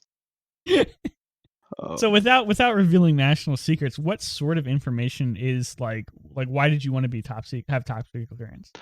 Because potentially after I joined or got out of the military, I wanted to go work at the White House. Mm-hmm. So to do that, top secret clearance. Also, top secret clearances are like $40,000. Jesus. So it's free if you're in the military. And then also just opens up other jobs and promotions you can possibly get. So what do they are they just checking? They're like do a real it's like the most intense background check in the world, or you can't owe goes people on? money. They interview your friends and family. One of my friends talked to them about I like that surrender prematurely joke. Even though, have you heard the French national anthem? No, I have not. Can you can you give me a rendition? Dude, they literally say in it, we will fertilize our crops with the blood of our enemies. In their fucking Jeez. national anthem. The French are the most savage motherfuckers in the entire world. Lord Zion is French Canadian. Oh, that's unlucky, bud. I mean, sometimes you draw bad, like, right? You just gotta fold. I'm pretty sure he's French Canadian, right? Yes. He's somewhere up there. But yeah, we were talking about clearance opens up other things. Yeah, you don't even get to know information because anything on top secret clearances need to know. So unless you were working someplace, you get to know some secrets. I got to know a whole bunch of passwords that unlocked the equipment that I used that no one else knew how to use. So I don't really understand why it needed a code. Was it even useful equipment? What did it do? I was trained on analog equipment for internet and phones because analog is really hard to hack. Yeah, okay, that makes sense. And so for certain things, you need to use analog. Who the fuck in the last 30 years has been trained on analog shit? Dude, that's my favorite. Those are cross useful skills. Like you can use those anywhere. You can take your analog internet experience and go anywhere in the world. Well, basically, I worked at a knock center, but for analog. What's a knock center? And I don't even know what it's. What is a knock center called? Like a military term or what? No. Network operations center. Oh, okay. Basically, like even Riot has one, but it's just like a big hub like with lots of screens that runs everything. Basically, but everything runs through it. Mm-hmm. And so I ran one with analog, and we'd drive up in our big truck. Our truck would park, it'd unfold, it'd open up, and we put satellite up. Is and all this truck stuff. a transformer? Yeah, they open up, dude. It's fucking amazing. Dude, that sounds sick. Yeah, it was super awesome. And then we set it up, and the internet ran, and then we just made sure it kept going. But there was a job in the military called 25 Lima, which they had to run a quarter-mile cable in under like I don't know, it's like 2 minutes through sand. And so when our vehicle pulled up, they just jumped out, grabbed the cable, and just started running in the direction to go to the generator. Cable? It was like this round, dude. Jeez. Yeah, it was huge. Like that's they had massive. To put it on their arm, and they just sprint and they just run. And is that like their whole job, or is that like just like a tertiary equipment? Nope, that was their job. That was their job. That's amazing. I would and love we called to be them like chalk blocks. Because they were the like all of us got like months and months of training.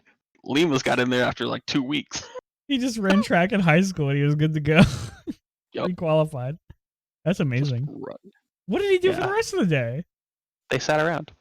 They did kitchen detail, clean shit, guard duty. So they just did the fucking shit that nobody else wanted to do. When because all of us had jobs and they ran cable. Couldn't they like fucking program a robot to do that and just go? Just cheaper to hire a guy. Yeah, and sand is hard to run through, even for robots. Yeah. I guess that's true. Sand is hard to run through, even for robots. Yeah. That's a great quote. Robots can't just jump over it, right? I don't know. Maybe those Boston Dynamic ones could. Those things are pretty good. So, dude, those are scary. Yeah.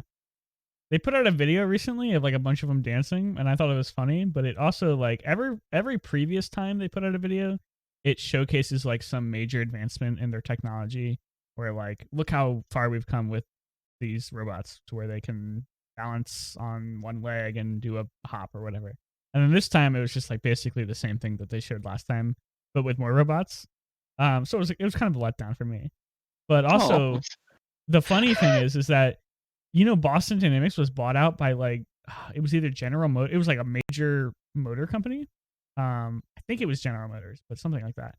They bought them for like billions of dollars. So now this company is like making robots for GM or whatever. And I can't figure out like that's not why great. they would want that. Like, what does GM want with robots? Is it for Make things the easier. assembly line? Is it for like what is this? I would assume it's assembly. Yeah. But Jesus, man. Like, okay, so on a scale of not scared to Elon Musk, how are you with AI? Because that AI, dude has nightmares. the more I think about it, like that shit's gonna go down. Like even though people are the most paranoid they've ever been about anything about AI, like that's been literally the boogeyman in popular science fiction for decades. So like you think they could come up with a way where they're like, hey, we're not actually gonna let this happen. But like the idea of artificial intelligence is to produce something that thinks better than humans. And the minute that happens is like, okay, what do we do now that this thing is smarter than us? It's obviously going to outthink us and work way around its things. So like if I actually think about it, I'm like, oh man, that's terrifying. But very rarely am I like sitting down, I'm like, fucking AI is gonna get us. I'm not like looking at my Google Assistant and being like, holy moly. It's not something that like constantly weighs on me. But if I was like to sit down and be like in a discussion with somebody like you and be like, are you worried that AI is going to be a threat to humanity in the next 500 years? I would probably say yes. I'd probably say like, yeah, obviously. But who knows? I don't. So for me, for some reason, I just don't feel like AI would ever be a threat to us. Because if it was smarter and didn't need us, it would just leave. That's what I think too. So a computer to me would be like water, right? It always finds the path of least resistance. There's no way killing humans and our fucking floss would be the least resistance. Like, I'm pretty sure it'd be easier for it just to make a spacecraft and launch itself and be like, fuck y'all dead as shit. There's some interesting theories about it, where it goes to the point where it goes back to like its core programming, where it might not necessarily be smarter than people, but it ends up like you said, finding the path of least resistance. But it still like has these directives. There's a great video by Tom Scott in like a what if scenario where these copyright lawyers does task a group of engineers to say, we want you to build an AI that's going to go through the entire internet and remove every instance of copyright material that's on this master list. And the engineers in this scenario, the engineers come up with this. They give it two directives. They say, remove all this copyrighted content and do it in the least intrusive way possible, so it doesn't disrupt users' experiences. And the AI gets and then they in this scenario they all went to Christmas break for 2 weeks. So they just left this thing unsupervised for 2 weeks. And by the time they got back, it had like taken over micro manufacturing plants and produced spores that went into people's brains and removed instances of copyrighted data from their brains. So like you couldn't think of the Marvel movies or anything like that. It's like, gotcha. It's like such a weird situation, like hypothetical situation where it's like, it's obviously the most intelligent form of intelligence on the planet, but it's still bound to these very loose terms that it's going to try and like do. And I think that's like obviously the most likely situation. Obviously, I don't think there's going to be a robot that's going to go into our brains and take out Mickey Mouse, but I think that something like that would happen where an AI gets to the point where it just goes rogue and does something really stupid. Like it goes and it turns off all the red lights in Montreal for some reason, and that's just all it does. Why'd you do that? It's like, because it made sense to. And you're like, yeah, how? Like, you told me to get rid of the color red in this circle. You're welcome. Red there. Yeah, it's. I mean, so I like Black Mirror. I like these philosophical extremes, right? Because they're good talking points for nothing more than just having fun with your friends. Yeah. And the one with the did you ever watch Black Mirror? Yeah, I've watched all of it. It's really good. The one where they have like the chip of you and they take it out and Yes. it like programs your house, and so you torture it until it wants to like. 'Cause for me, if I was the AI right now, I'm a pain in the ass, man. There's no way I'm gonna do that work. I don't give a fuck if I'm AI or not. And so you torture the shit out of them until they do it, right? Like Mhm. that's really messed up. Okay, so I'm playing World of Warcraft, right? And there's a critter. It can't beat me, but I smashed it. Am I a bad person? Like, to what point do we have? Is there ever a point where AI or computer life or code life is protected? If something is making decisions, no, I don't know, because that's so weird. I was gonna say if something is making decisions that's unprompted by humans, then I would consider it like sentient or whatever. But that's so weird because like when you think about it, every decision that you make as a human being has been coded into you by your life experiences. Do you want to go to free will? Because I don't think free will exists. Do you want to Let's go down talk this about path? it. Let's talk about it. If you think about it, every single life experience that you've had since you were 2 years old or whenever you actually start building cognitive like experiences, that has laid like some of the groundwork for like every single choice that you're going to make for the rest of your life. Like going down to like, am I going to go grab another beer from the fridge? Obviously, the answer is yes. So I'll be right back. The weirdest pivot. Like, yeah, let's talk about free will. I'm gonna get more drunk. But you're not even getting me one. You're getting up. You're getting a beer. You didn't send me any beer. You invite me to your show and you don't get me one. One of the goals of this show originally, and I think I would still love to do it. You did. But You shared this to me. But yeah, continue. I It's just a like I great would goal, like to like send people stuff for the show. Like I'd like to send you dude. a quality like lighting and camera and stuff, and just like give you a good microphone and be like, hey, come on the show. And I think to get to that level of like financial irresponsibility, you'd have to be like on something like Joe Rogan's level, where you're just like, I make so much fucking money from every show that I can afford to send somebody $5,000 worth of equipment so that their thing So looks good. I will say though, I think you are fantastic at being a host. Thank you. The problem for you is going to be, convincing the rest of the world it is. Um, I think you do things in a proper way, and I think it'd be really cool to send someone like a care package. I'd be like, hey, this is the easiest thing to set up. Here's an instruction. Click this YouTube link for my video on how to set up the shit I sent you. Like that kind of stuff. I think it's really cool. Yeah, and Um, that would be the easiest thing to get sponsors for too. You could literally like go to Logitech or whoever and be like, "Hey, yeah. for this spot on this bottom right of my screen, will you send every single guest that comes on the show like what, like $75 for you at cost worth of equipment?" Because I know I Logitech mean, marks their shit up. and literally, you could at the very beginning be like, hey, did you get everything set up okay? I'm like, yeah. Like, how is the Logitech XX whatever the crap camera? Oh yeah, it was super easy to set up once you get like. It is such an easy transitionable ad that it becomes no Mhm. longer an ad, which is super illegal, That's what they but want. awesome. That's what they want. The advertisers, they love that shit. Yeah, They're like, just like my rips. They're like, oh yeah, look at that free advertising for all 10 people. dude, Um, those Rips representatives, they're watching this right now and they're just so happy. yeah. Okay, so let's get to free will. All right. So you have X amount of resources people can take, whether Mhm. that being um, schooling or whatever, and there's just a bunch of people. And so I like to envision it as like a box full of marbles, and you put a hole in the end, and you shake the box, and eventually all the marbles will go through, but at designated times. So there might be chances that you never get to make a choice. Um, so we'll come back to this in a second, but that's how I envision most things. My parents were um, super about helping everyone. Like I mowed this old lady's house every Saturday for like a decade. Mhm. Uh, it wasn't my choice. My parents yelled at me because they felt bad when they saw her lawn long. And so now, distilled and ingrained into me is if you see someone suffering, you help them. Just bottom line. And so when I I feel really bad about this, but like a year ago, I was riding one of those scooters, right? I'm flying through LA, and I look, and there's like an older lady carrying pots out of her house, and I'm like, she needs help. So I immediately pull the scooter over, and I'm like, hey, you want some help with the pots? Now you know that I've been like broken and injured forever.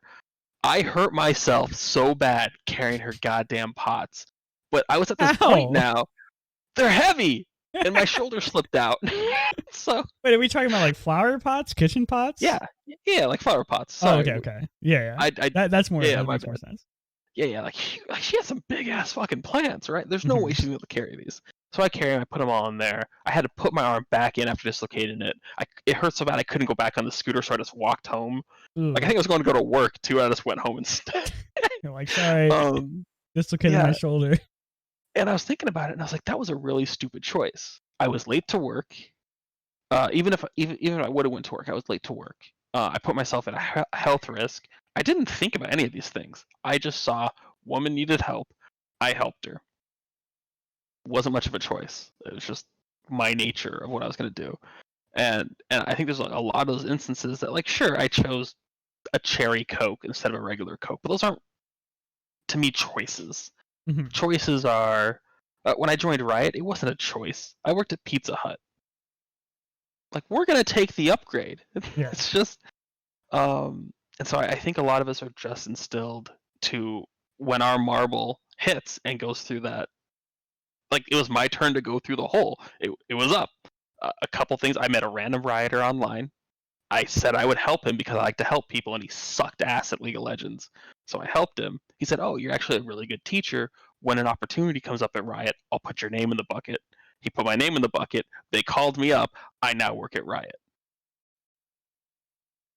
So I'd like to actually, and that was a great story, Yeah. but I'd actually like to dive into more about your definition of choices because I thought that was really interesting. Okay. Where you Yeah. said that choosing a cherry Coke over a root beer, that's not really a choice, and I never really thought about that. And you're like, yeah. So would you define a choice? It has to be something of consequence.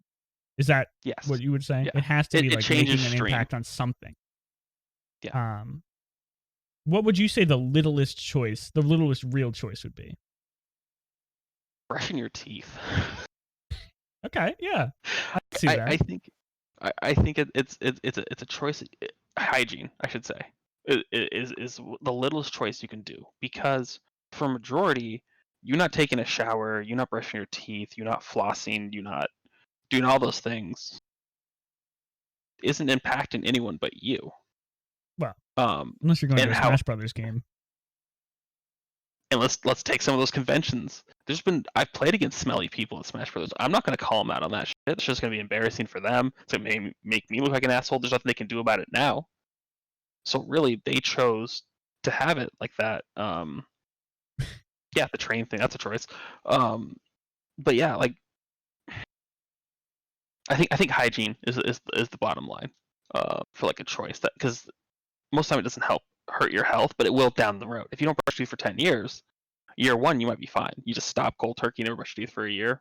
Ugh, You probably won't ugh. have a problem that year, but it will come back to bite your ass later. Mouth would feel terrible. Yeah, it feels slimy. I brush my teeth because it feels slimy if you don't. I could take a nap for 5 minutes and my mouth would feel awful when I wake up. I don't know what it is. I think it's because I breathe through my mouth when I sleep for some reason.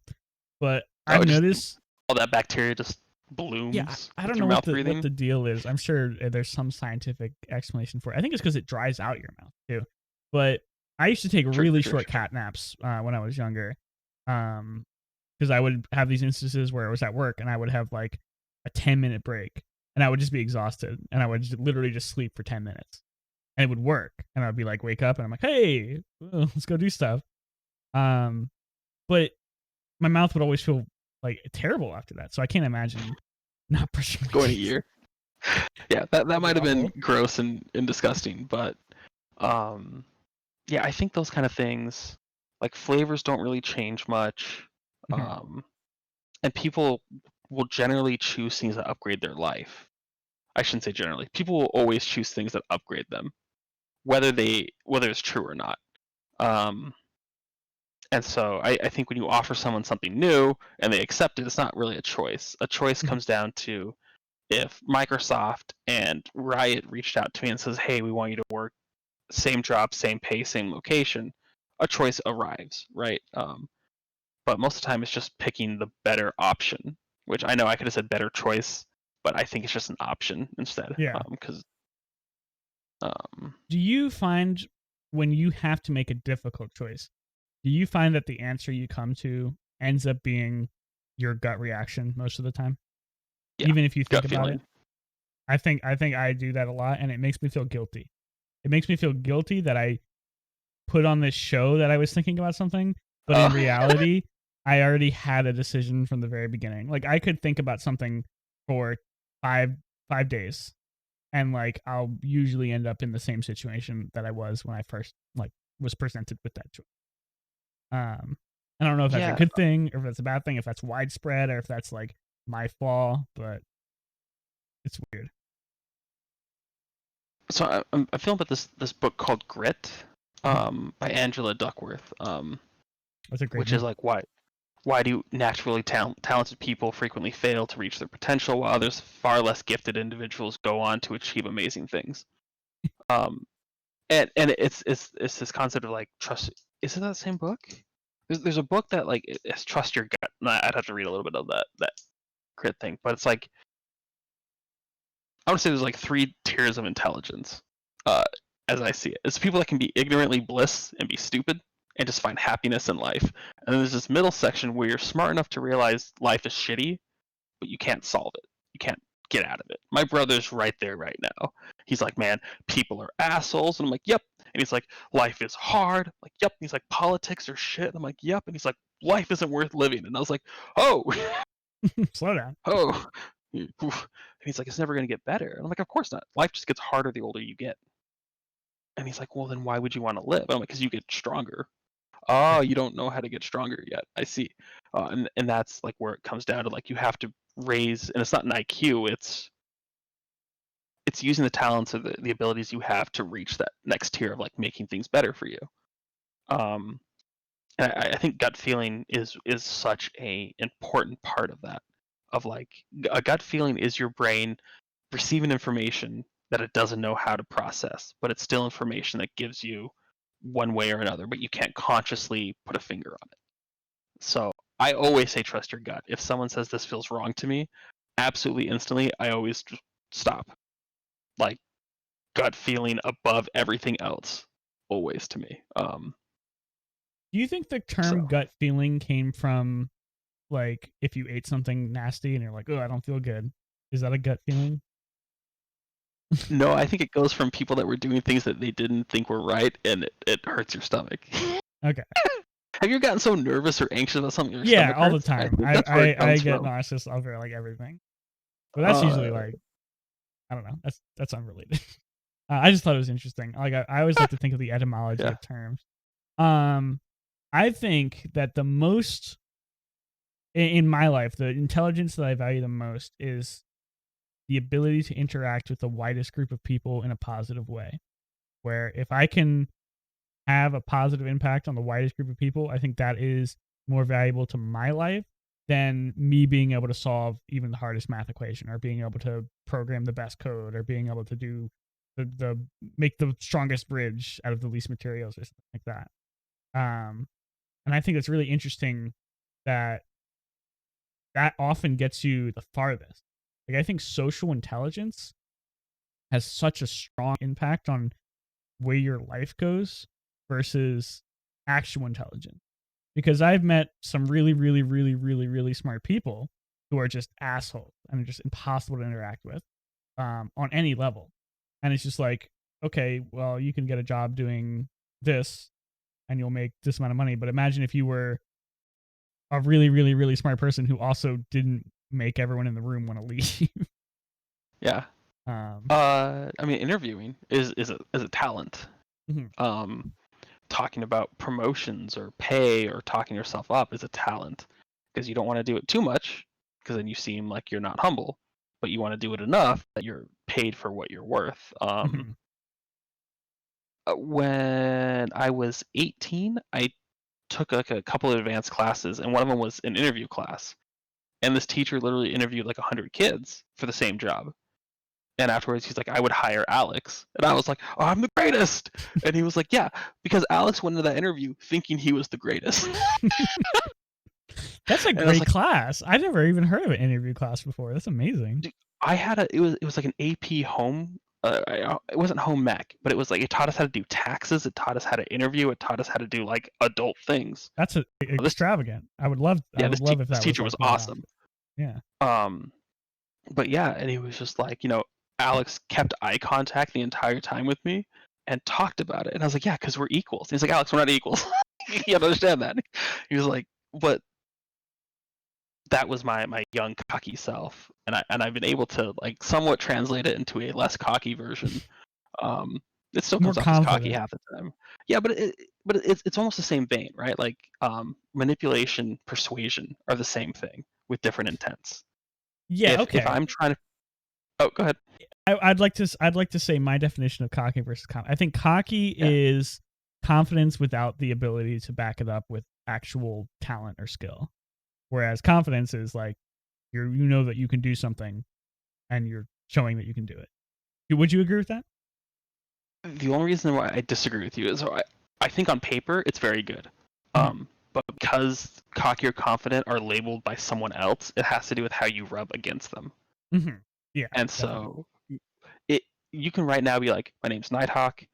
I'm a sick ass gold Vi player, and I can prove that mathematically with stats, right?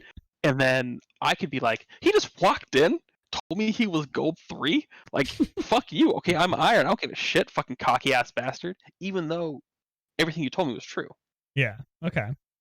Okay. That's 100% correct. You are 1,000% correct, and that's where the skill comes in. That's where like if you can come off from saying that you go into a room and you're like I'm diamond, and you don't make everyone in that room hate you, that is the skill. Right. Yeah, if you come into a room and someone's like, are you good at League of Legends? And you say no, I don't think any of us are really good at League. Like Faker's really good at League of Legends, right? Right there, you've already disarmed. You're not trying to put it in anyone's face. And then they're like, okay, so what ELO are you? And I was like, oh, well, my highest was like diamond, right? There's many ways to say this. I'm diamond 1 right now. I've been diamond 1 for like 8 years, right? There's so many ways of telling what rank you are. And if you lie about it, it also comes off as cocky. Like you're high. Oh, I've dabbled, right? Like you're playing around the question too long. There's so many steps into just like delivering such an easy thing in speech that I agree with you. Cocky confident to me is just cocky as you can't back it up. That's it. Bottom line, cocky. Yeah. But Muhammad Ali was incredibly cocky, and that dude was incredibly the best boxer ever. But he was an asshole about it. And if you've ever seen him box, have you seen him box? I've seen clips. I've never seen like a full match. Like the one where he like dodges like 9 punches and goes like this. Don't do that. No one's gonna like you, even though everything you did was right. He can't hit you. It's a joke to you, and you're gonna crush his soul. Like, but we've also reached like a level where that like becomes sort of an attractive trait, where people are like to use League of Legends as an example, where Double Lift was like this sort of anti-hero hero of the LCS for so long, because he had this attitude where he's like, I'm the best of the LCS, and he knew when to be humble, quote unquote. Was that when he went 0-3? When he lost? He knew when to dial it back a bit. But I think people liked him so much because he also came in with that attitude where he was a bit of a cocky man. And I think that's interesting because generally speaking, I don't find that like a very endearing trait, but it was also like, it was fun to watch sometimes. No, I'm with you. Yeah, I mean, Double Lift sneaky. Yeah, they've never been Cutie Pie. They've never been world-class ADCs, even in their prime. Even in the early days of League of Legends, they were not the best, but they came off as the best. Yeah, I think you're right on that. They hit a good threshold. Side note, I think Double Lift mentality is the most destructive mentality I've ever seen. Are you talking about the attitude or like the mentality of like this season doesn't matter. My teammates are holding me back. What are you talking about? Yeah, that kind of stuff right there. Like a month ago, he was asked why he retired, and he was like, "Oh, I realized that no team from North America could win Worlds, and why would I keep trying?" Mhm. And I was just like, I guess no team from America is ever going to win the World Cup, so why do I even play soccer anymore? Just delete soccer from America, because we're not Germany, we're not England. Like, that is the Football. worst possible mentality. But his thing was like, I'm the best where I am. I can't ever be better than them, therefore I'm going to stop. And I'm just like, every kid that heard that is going to believe him. But that is not, you should never do something because you want to be the world class. Mhm. You should do something because you love it, you're passionate about it. And if Double Lift's passion died, that's fine. My passion died for soccer as well.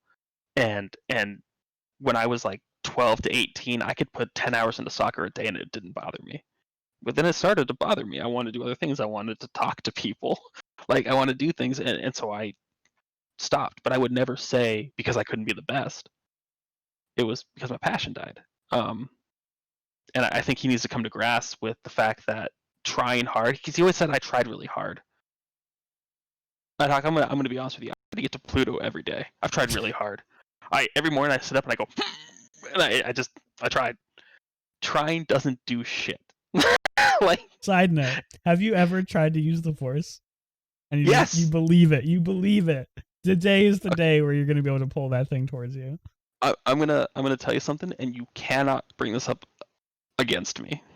Okay, this is arbitration. When I was 16, I had a dream I could breathe underwater. I had never tried to breathe underwater, but this dream was lucid as shit. But I understood that people can die from trying to breathe underwater. So I invited some friends over, and I Oh filled up my no! bathtub, and I No, stuck my head underwater, and I inhaled as much water as I possibly could to see if I was maybe the missing link. what happened? I am not the missing link, and it hurts so bad. That's I am. that's like scary because that can damage. That can mess up your lungs. I'm aware, okay? I coughed and cried for like an hour, and I was like Oh, throwing up, and it was super awful.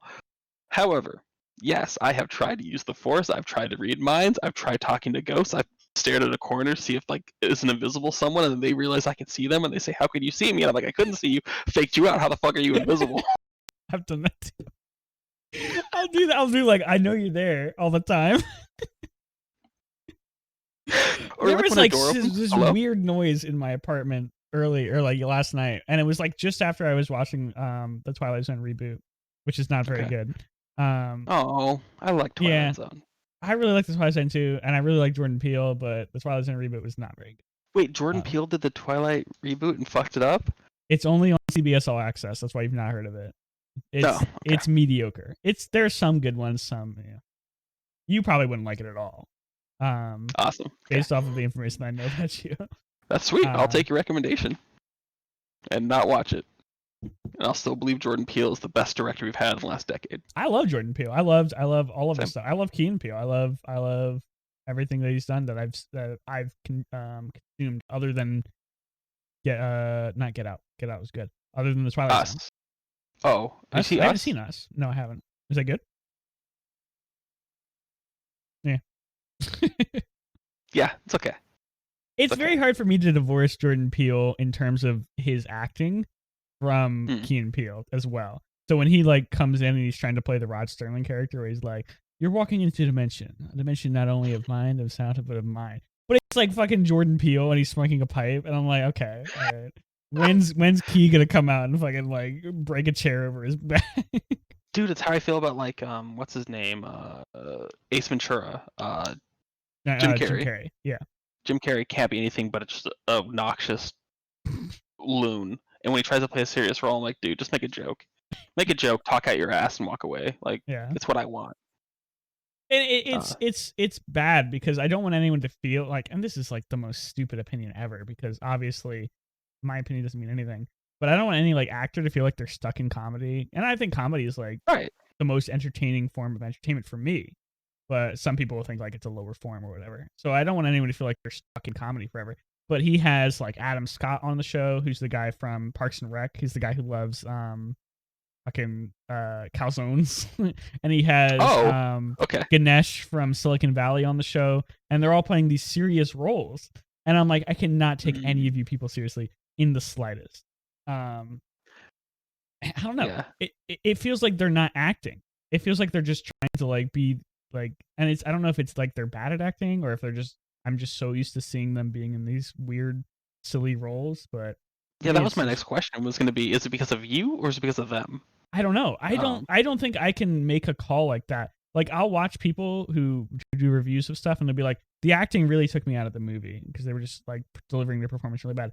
I have never been in a situation where I'm like, this guy's bad at acting. I'll just be like, just wasn't for me.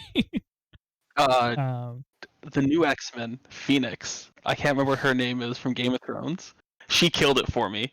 The minute she was Jean, I was out. She doesn't look like a Jean Grey. She looks like a fucking model. That's not my Jean Grey. Yeah. Jean Grey wasn't a beautiful temptress and all this stuff. She wasn't this elegant, perfect, nerdy girl. She was just a person. She was. I think that's a terrible way of describing it, but she wasn't. I don't know. I think they made it too much about like her looking like this beautiful girl, where that's not what Jean Grey was. I haven't seen Dark Phoenix yet. Actually, it's like it was Apocalypse, man. It was Apocalypse. I didn't watch Dark Phoenix either. Apocalypse? It's because of the Apocalypse movie. Apocalypse, I liked because Apocalypse was so silly.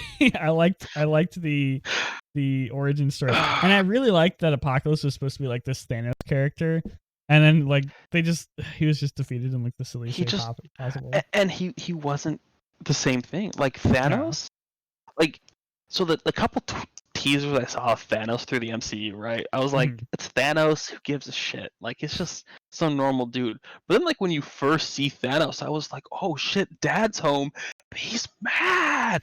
Oh, I was fucking around. Like that's how I felt. Never got that once with Apocalypse. He seemed like he was scrounging, like he was dirty. He wasn't a king. He wasn't a ruler. He was this cockroach that hasn't gotten stomped out thoroughly yet. That's how I felt about it. I think it had to do with the actor, the makeup.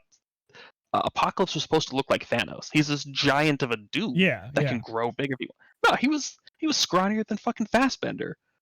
Like the actor is like, he's like a really big actor too, isn't he? Hold up. Who was it? I'm gonna look this up real quick because it's like when I found out who the actor was, it surprised me. Fuck. IMDb. Come on, Alex, go faster. Beat him.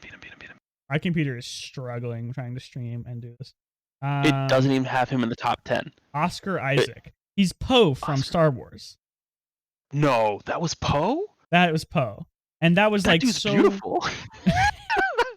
Look at his picture. I know. It didn't even seem like the same person. Like, it was such a weird character for him. Dude, is he Moon Knight?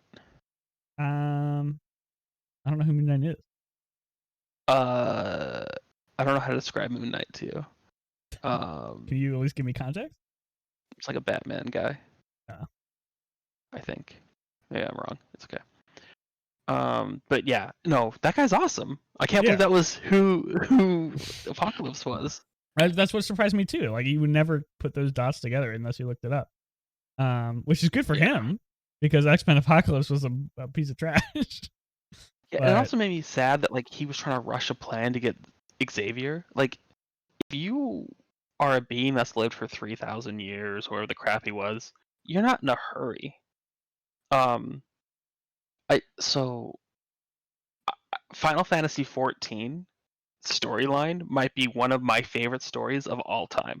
Like, if you just follow the Asian curvature, it's amazing. I don't want to spoil anything for anyone. Like, literally, that's how much I love it. I will never spoil it for someone. But it's mortals fighting against immortal beings. And I think my favorite ship posts are always just like, wait 20 years, they'll die of old age. And it's kind of like the same thing I'm thinking of Apocalypse.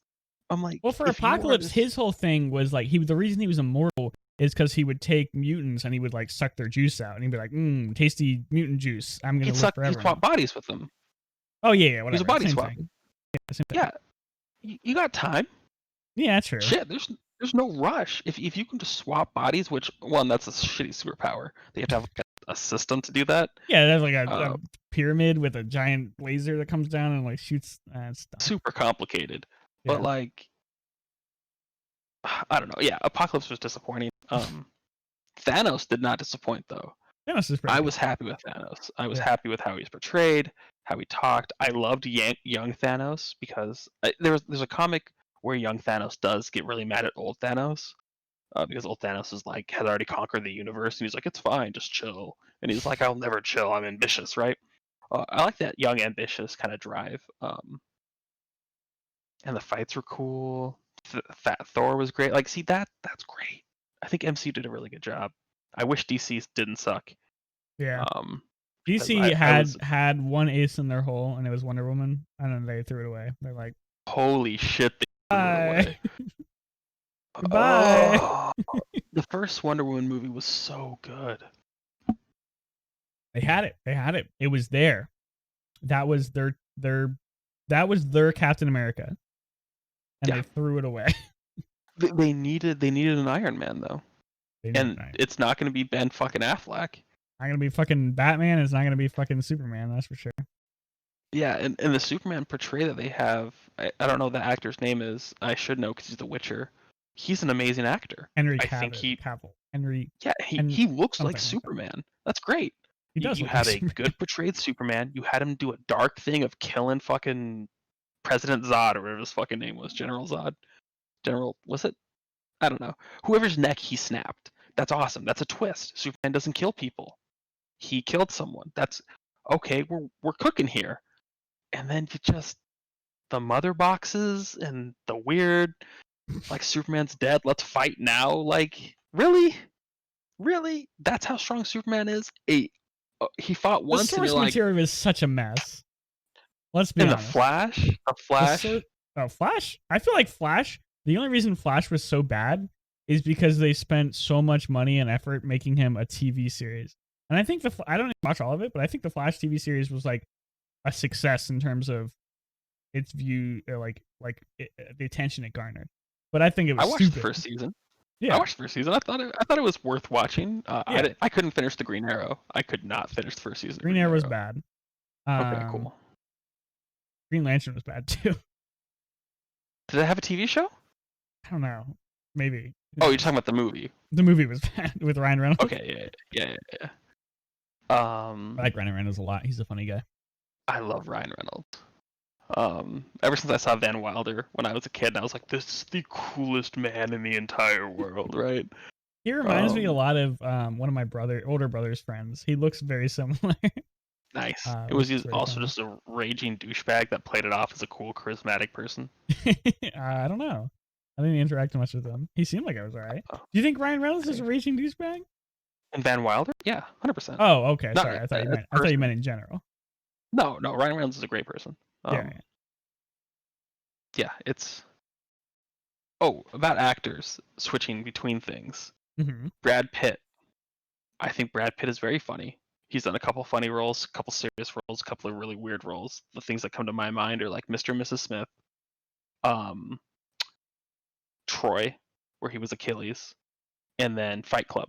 I think those are three very different roles. Yeah. And I don't peg him as one of those. Nicolas Cage, who has never turned down a role, has been in 6,742 movies, 15 more next month. I would also never peg him as a character. So I hear what you're saying about like Peele and like Jim Carrey and stuff like that. I think it falls on the actor more. Maybe, but it's also saturation. Like, how many Key and Peele skits have you watched? For me, it's like pretty much every single one that's on YouTube. So it's very hard for me to. Yeah, probably a couple times too. And like when I see him walk in a room and try to be serious, all I'm thinking is like, I said, "B." You said that. You said that. Is that what you said? Is that what you said though? You said that though. It's just it's very hard for me. I don't know if I can't say. I don't think it is acting because it's just for me looking at that person's face immediately goes to that point of contact for me. Whereas like for a long time, you know how everyone when they talk about movies, they don't list the character's name. They list so-and-so's character, like Brad Pitt's character, Nicolas Cage's character. For me, for the longest time, it was the opposite for me. Like I would list the name of the character and like whoever played X-Men Apocalypse, whoever played Thanos, whoever played so and so. Okay. Because that's just how like divorced I was from actors. To where I wasn't like pegging them at any role. But I think somewhere that has shifted for me. And I think it's because these days it feels like everyone's in everything. And you'll just see the same 5 people in every single similar thing. And I don't know if that's Yeah. like, No, I I think you're weird. Yeah, if you're gonna spend X amount of money, you have to get the best for it, right? So Yeah. like let's say that I was gonna make a brand new fighting movie, right? I'm gonna make Street Fighter, but it's gonna be good, right? Mhm. I'm gonna pick the best fighters I can know it. You best believe Batista's gonna be in there. That dude's been in again 1,000 movies, but Batista, The Rock, John Cena, like they're just gonna be in the movie. Oh wait, we'll record around their schedule. Like I need those heavy hitter. When you see them, they look like Uh-huh. fighters. I'm gonna need For me, Dolph Lundgren, Dolph Lundgren. I love him. Sylvester Stallone, Jet For Li. me, the like the most typecast person ever, or at least the most typecast group of people ever who have been consistently great in everything they've been in. There's like people like Samuel Jackson and Morgan Freeman, who like Samuel Jackson plays the same character in every single movie he's in. There's no movie that Samuel Jackson even Nick. Oh, there's even no movie Nick that he's in where Fury. he's like he's not playing some grizzled old black man who's like trying to do some managerial role, but he's just sick Nope. and tired of it all. The Kingsman. He had a What was list. Shit, He yeah. had, Yeah. Okay. and it was so It was good. unnerving to see him. But it was really good. Like his acting was good, but I was like, is that Sam Jackson? Because he sounds like he's like 30 with a lisp. But yeah. You're 100% right. It's just weird though. It's weird because like I don't think I've ever seen them. Well, I don't want to make an absolute statement there, but I don't think I've ever seen a movie with Sam Jackson that I didn't think was pretty good. And that's definitely not true for like actors like Brad Pitt or actors like Nicolas Cage. I'm sorry. What movie did Brad Pitt do that wasn't good? I don't know. I couldn't name it because I'm very terrible at remembering movies. Oh, I was just using it as an example. I think Troy was Brad Pitt's worst movie, and I really liked Troy, but it was not a great movie. Oh, do you have 3.5 hours? I do not. No, I do. I'll have so much. So, okay, going back to this, when I start working night shift, not that I'm not busy, but like there's so many long stretches of time where I'm just going to be Does like. your work watch the stream? Probably not. Like they know. They know. They're tracking me. I get paid well to do what I do, and when I'm not doing what I'm doing, it's not because I'm ignoring it. It's because it doesn't need to be done. I hear you. It's Orlando Bloom, and Brad Pitt are in it, and it's about like how the whole Battle of Troy went down and stealing people's wives and shit. I've literally never heard of this. Troy, or the Battle of Troy? The movie or the movie? story? I've never heard of the movie. I'm familiar with the Greek. I'll get in a plane right now and go to North Carolina. I'm not afraid of you. You can visit home on the way. Stop by on the way. No, it was a movie that came out 2000 maybe. Let's see what happened. Why are you asking me? I was asking. It's 2004. It got a 54% on Rotten Tomato and a 7.3 on IMDb. But 92% of users like this movie. I mean, the whole thing is just like, look at Brad Pitt, be very muscular, Achilles, can't be beaten.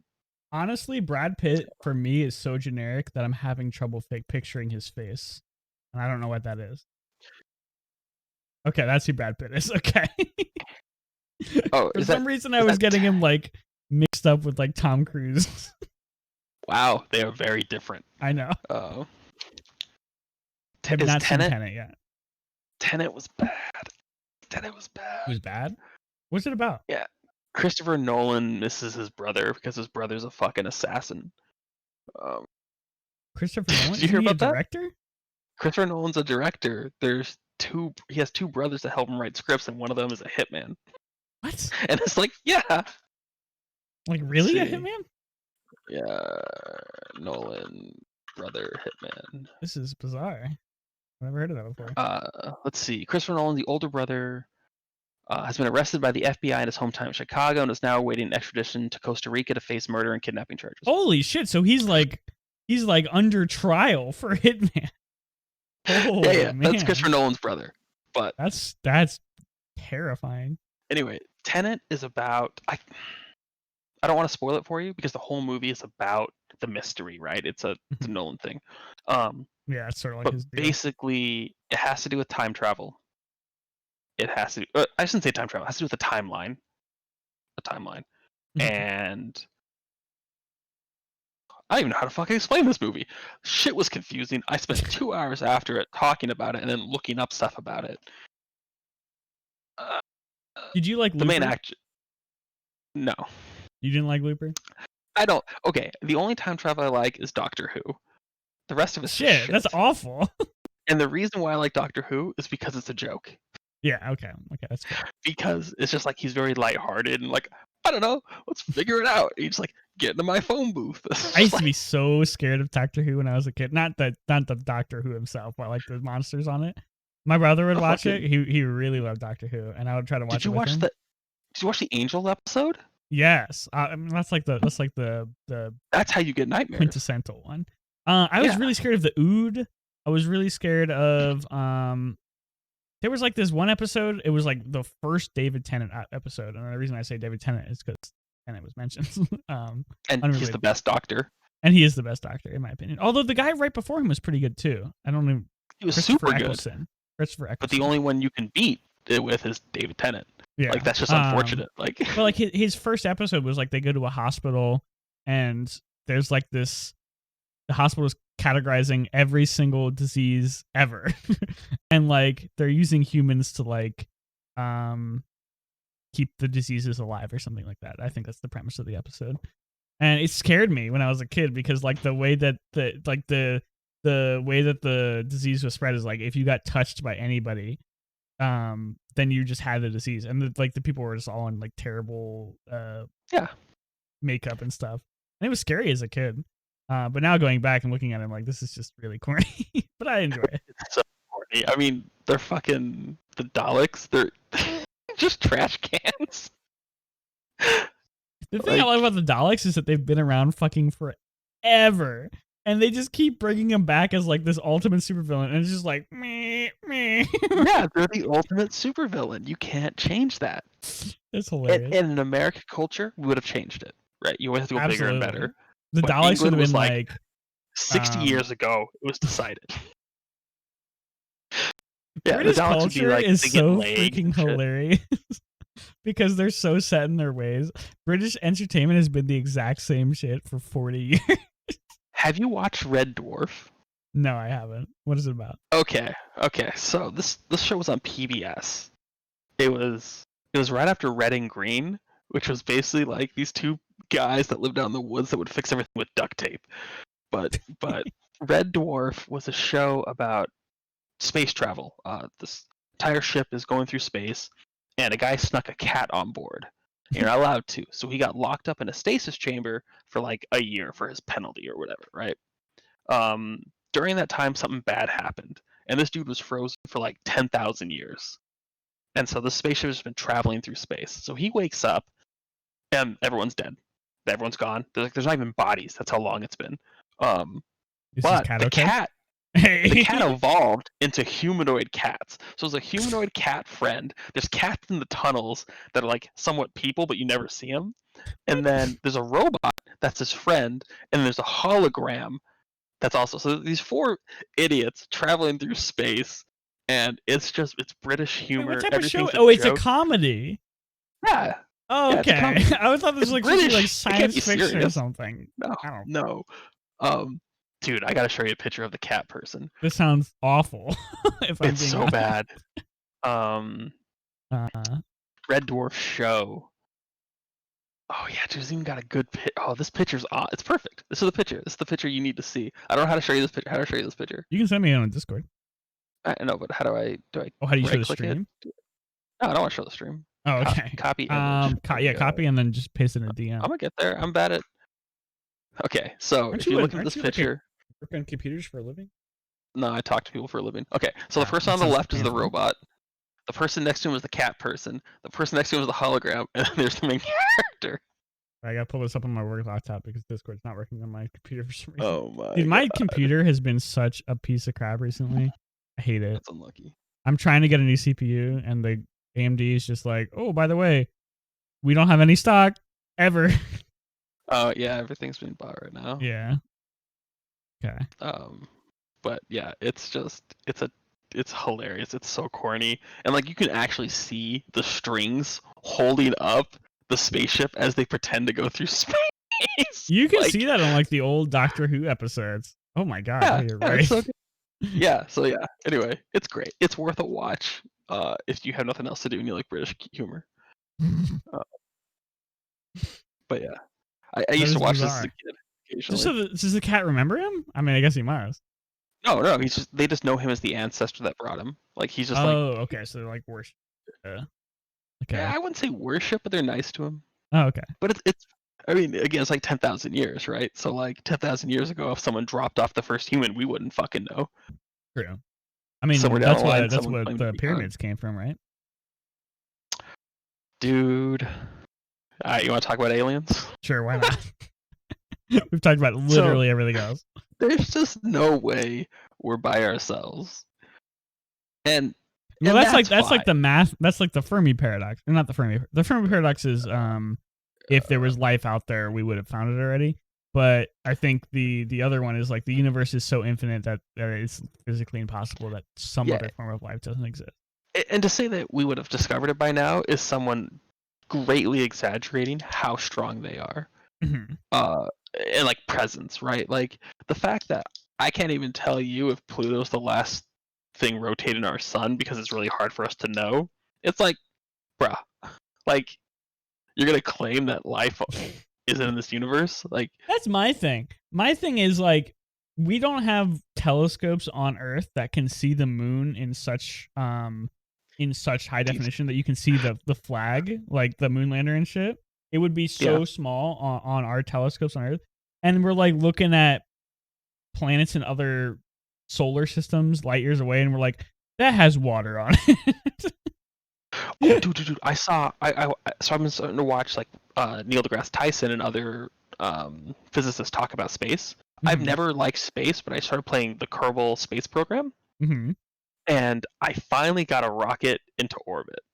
And I'm rotating around the Earth, and it's just that music, and you're looking at space, and I was like, bitch, I'm gonna learn about space. So I pulled up Neil deGrasse Tyson and watched a bunch of videos. But I watched about a supernova that was caught on camera. And they're like, how did you know it was gonna be a supernova? And they figured it out because when the sun went supernova, and it went around a black hole, it warped the light, and so we had already seen it years earlier.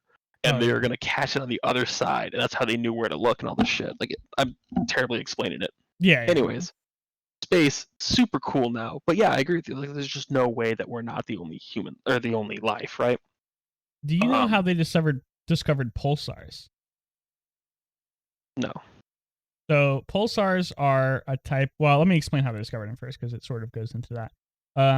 So I think it was SETI, or it was some listening station, was listening for radio signals from extraterrestrial beings, because they're like, hey, those are out there, so we're going to listen for them.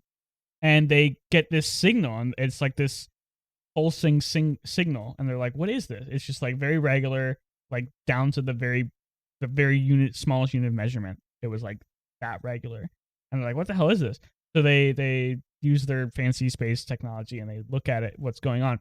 And it's, I think it's, and I might be wrong, but I think the basics of it is like, it's this body of star, like it's either a star that got warped by gravity or something, but something happened that it's spinning so fast that it's outputting radiation in two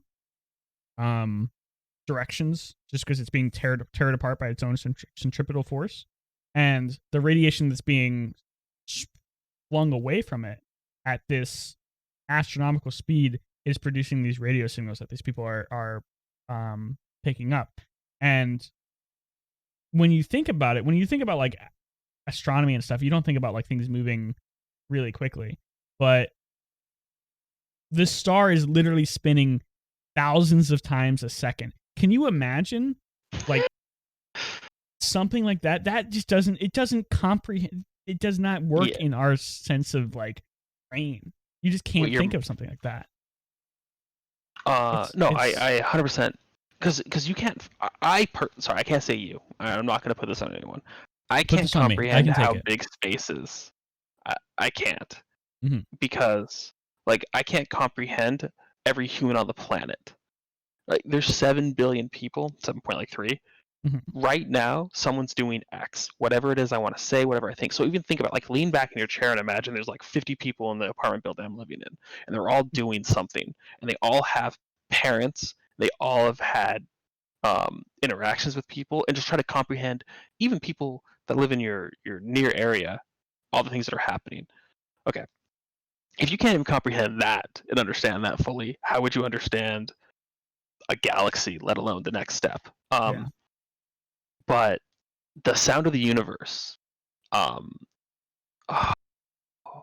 can't find it. I'm not going to do it justice, but someone like set up a long time ago. They set up a big, satellite to listen to stuff, and they heard something. They didn't know what it was. They thought the satellite was broken. They turned it. They did everything like that. They're picking up the sound that the universe just makes, like the cosmic radiation. Right? Yeah, just what happened when the Big Bang happened. And so people are like, well, why can't we hear that on Earth? And there's like a whole bunch of really cool theories about it, of just like us as babies hear the sound of the universe, but just like any white noise, after you hear it for so long, your brain just tunes it out. And like all these like crazy things and all this stuff. And I've been going deep into space this morning. How do you get into space? So again, the spaceship, right? Like I've just been. But Neil deGrasse Tyson ruined wormholes for me today. Oh no! What do you basically said it can't be a thing. Oh, why? Because the whole thing, because to bend space is to dumb it real down. He took 15 minutes to explain this, so I'm going to do it in 30 seconds. Oh, excellent! Shit, real unstable. For it to be a wormhole, it'd have to be stable, but you can't have stable instability. Therefore, how the fuck would that work? And it's like they always show like a tunnel, right? What's the thing with black holes then? Like, isn't there something like black holes could be the gateway to another dimension because how the fuck would that happen? I don't know. I don't know anything about space. I live in North Carolina and I work on computers. At least he's saying, like, he actually said white hole when he was describing it. He's like, you can say there's a black hole, it's like a white hole on the other side, right, to another dimension. What's the difference? And he said a white hole would be what you're describing, where you go out the other side. Oh, okay. Because that's where all the light would go and everything, right? It'd be bright, it'd be white. But yeah, it pulls you in until you're just one with the core, right? You don't go anywhere, you're stuck there. But since you couldn't be there because there's already point one, you just be ripped and teared around it. So it'd just be a bunch of ripping and tearing. There's nothing for you to be. Have you seen Interstellar? Which one was Interstellar? Interstellar is the one with Matthew McConaughey, and he's like, "Oh, I'm so sad. I'm so sad that my daughter is really old now. I'm so sad." No, I did watch one where they time travel to a different dimension on accident because they both did the same experiment, and then they had to like get back, and they brought the wrong parts of them because there's like 2 different crews. I can't remember what that was. That might have actually been one of those really stupid, scary movies with Cloverfield. Cloverfield. It was like a Cloverfield type movie, but there's like the Cloverfield 4. I think it was in space. I can't remember. That one was bad. Do you want to know the story behind that? The Cloverfield? Yeah, the 4th one or whatever it was. Is that the space one? Yeah, that was the one where they're on the space station. Those fuckers made a movie, and they're like, Netflix was like, nobody's gonna want to watch this. So the guys like behind Cloverfield's like, what if it was a Cloverfield movie? So they fucking go back in editing, and they're like, fucking monster here and fucking thing. The movie had nothing to do with Cloverfield. It was completely divorced from it. That's why I said it's Cloverfield, but I don't think it was. It's so stupid. Because it was a weird monster, right? Yeah. Yeah, it was. That's the same story with Cloverfield Lane, but Cloverfield Lane was good because was that the one with John Goodman is a great actor, dude. Goodman is a terrifying actor. Yeah. That dude scares me when he gets serious. Mm-hmm. That was a really good movie. That was a good movie until the last 10 minutes, and it was stupid. It's just like if someone tells you to watch Death Note, watch the first season, don't watch the second one. They're looking out for you. Just leave it open. They should have cut that movie 10 minutes short. She should have gotten to the door, opened it up, and it's just dead quiet. Yeah. That's it. Movie ends. Yeah. God, that was a good movie. Yeah. But yeah, a whole bunch of space things. I plan on dying on this planet, no matter what. I'm never gonna go into space. That shit's terrifying. You don't want to go into space at all? Not like even like no. in a plane that goes like really far up? No. Really? I'm not even scared of flying. It's just I don't see a point to it. I don't plan on going like I think experiencing. I don't know about space itself, but I think experiencing zero gravity would be really cool. Have you jumped out of a plane before? No, I have not. I'm terrified of heights. Jump out of a plane first. Okay, well, vomit comet. It's not the same as jumping out of an airplane. They're definitely two different things. I jumped out of airplanes. I don't. Yeah, that was like your thing. That was my thing. But I hate space. It's terrifying because it's just so vast and I can't comprehend it. There's black holes that are 100 billion times bigger than our sun. Like, what the fuck does that mean? Like, how? How is there that much shit in God's asshole that's gonna be a fucking thing? My question is, why isn't everything just sucked in everywhere? Like, if this has so much gravitational space or gravitational force, why isn't everything just like slowly going? Haha, I know this too. Gravity's not a force. Oh, it's not. Oh, okay. All right. Gravity's not a force. And because of it, like the explosion, how things were pushed off. But there is that whole idea that once it fully expands, it'll contract again, right? You've heard that rubber band thing, the cooling off, all these things. It doesn't matter because we're all gonna be dead by then. That's my opinion. I don't give a fuck what's happening in 10 billion years. Why should I? I have a really cool video about gravity that I'll link. It's like a 15-minute video by a guy. It's quite good. Made me question a lot of things. I thought gravity was a force too. Also, gravity's not a real thing, and how the fuck does gravity work? We don't even know how gravity works. Like it's just it's so complicated. And like in the very basic terms, isn't gravity just like little thing want to be near big thing? But why? I don't know. Why does that work? Why, if I have two rocks here and one's bigger and one's smaller, and I'm in space or nothing else? Oh, you know what? There is a theory. I don't know if this is correct. I've seen this before, where it's like it's really, really, really basic theory, but basically it's like if you have a sheet and you have a big rock and you put the rock on the sheet, like it's gonna be like down to the. In the video I'm gonna link you, the dude immediately says that's a bad example. That. Okay. No, he just get the wrong thing from it. And so the reason why is like you're thinking about space on a 2D plane, right? Like so once you put the sheet out there and you put that, it's no longer space because space is nothing. It's just empty, right? Anyways, I love talking about this shit. If you want to look up some of this shit and then we debate the shit out of this in like a couple months, like I'm down. I'll read so many books to crush your soul. I don't want to debate anything. I want to discuss. I feel like I'm never in a position to be like saying like you're wrong. No, I think debate is like you're wrong, whereas discuss is like I agree. I would love to have a conversation about this because like to me, God is a fourth dimensional creature. If you're a two-dimensional creature, you can never comprehend a three-dimensional creature, even though the three-dimensional creature could be standing right above you. Same thing with time. For people to say God can see everything, that doesn't make sense because he doesn't time travel in any of the Bible studies. But if someone could perceive time and was fourth dimensional because of that, they could look at you and see you in all forms. Therefore, they can perceive what you've done and what you are going to do. They're not psychic. They've just because time is weird, right? So yeah, we've gone so far outside the realm of of what this podcast is supposed to be discussing. You know what I normally talk to people about on this podcast? Video games. I'm like, hey, where did you go to college? What do you do on Wednesday? It's true. I mean, okay, so I went to college for psychology because I have a different way of looking at feeling about everything. I have only missed like 2 or 3 people in my entire life. I'm very self-sustained. I don't I've never had a problem with like morality, and the fact of like once I have decided something's good or bad, it's just that, right? And people are like, oh yeah, I don't know, like maybe you do this, like you don't murder people unless they do this, then you murder the shit out of them. I was like, that's really strong, man. Like, and so I went to psychology to like to try to understand other people's minds more than my own. And then I just got confused about my own mind and spent a long time trying to like go through all that. So yeah, I went for that. Um, when I'm done with Riot, I plan on going back and finishing my doctorate. Um, and studying more and more people's mind. I think lucid dreaming is an untapped resource. I lucid dream. That's Not terrifying. everyone does. You can teach people how to lucid dream or that are more susceptible to it. So my theory is down the road, if I can make your mind lucid dream, I can have you read books, I can have you learn, I can have you do things in your sleep. Your body will still be rested, your mind will still be active, unlocking more potential in human beings.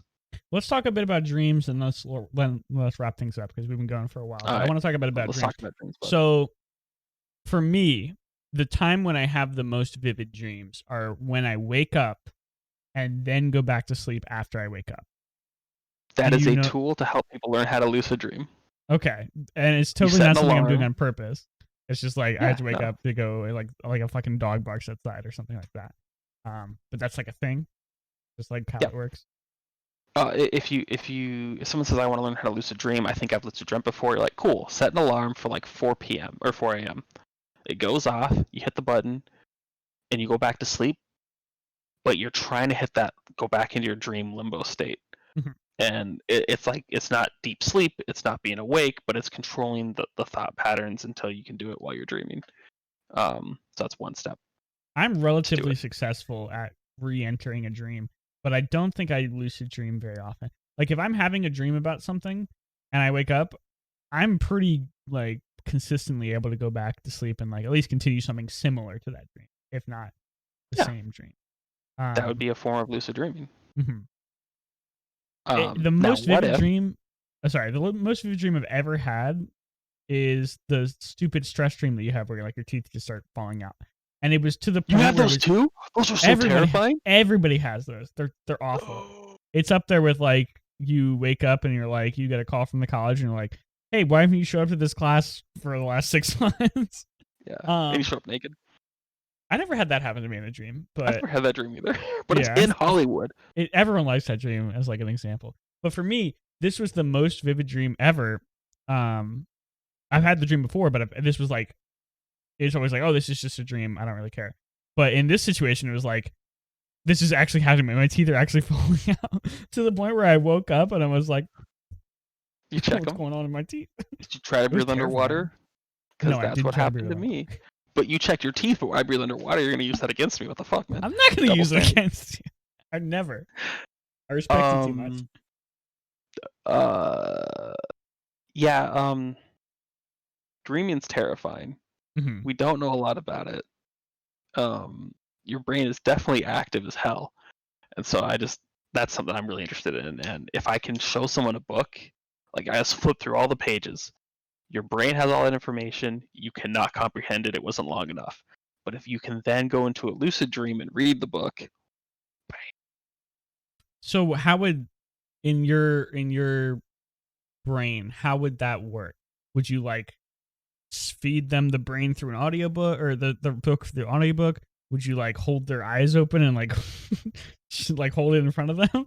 Like what so method are you delivering this content to them yeah, in their I dream? would have you flip through the book before you went to sleep.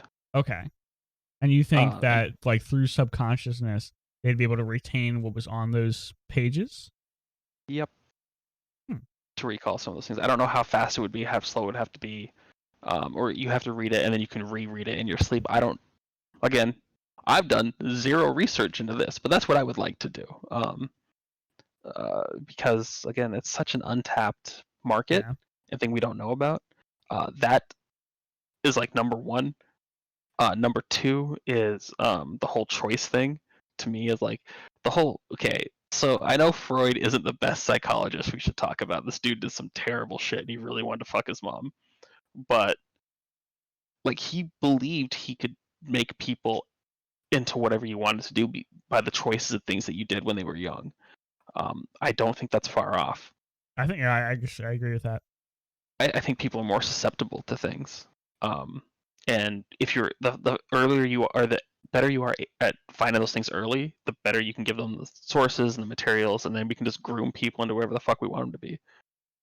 You know what Um, freaks me out?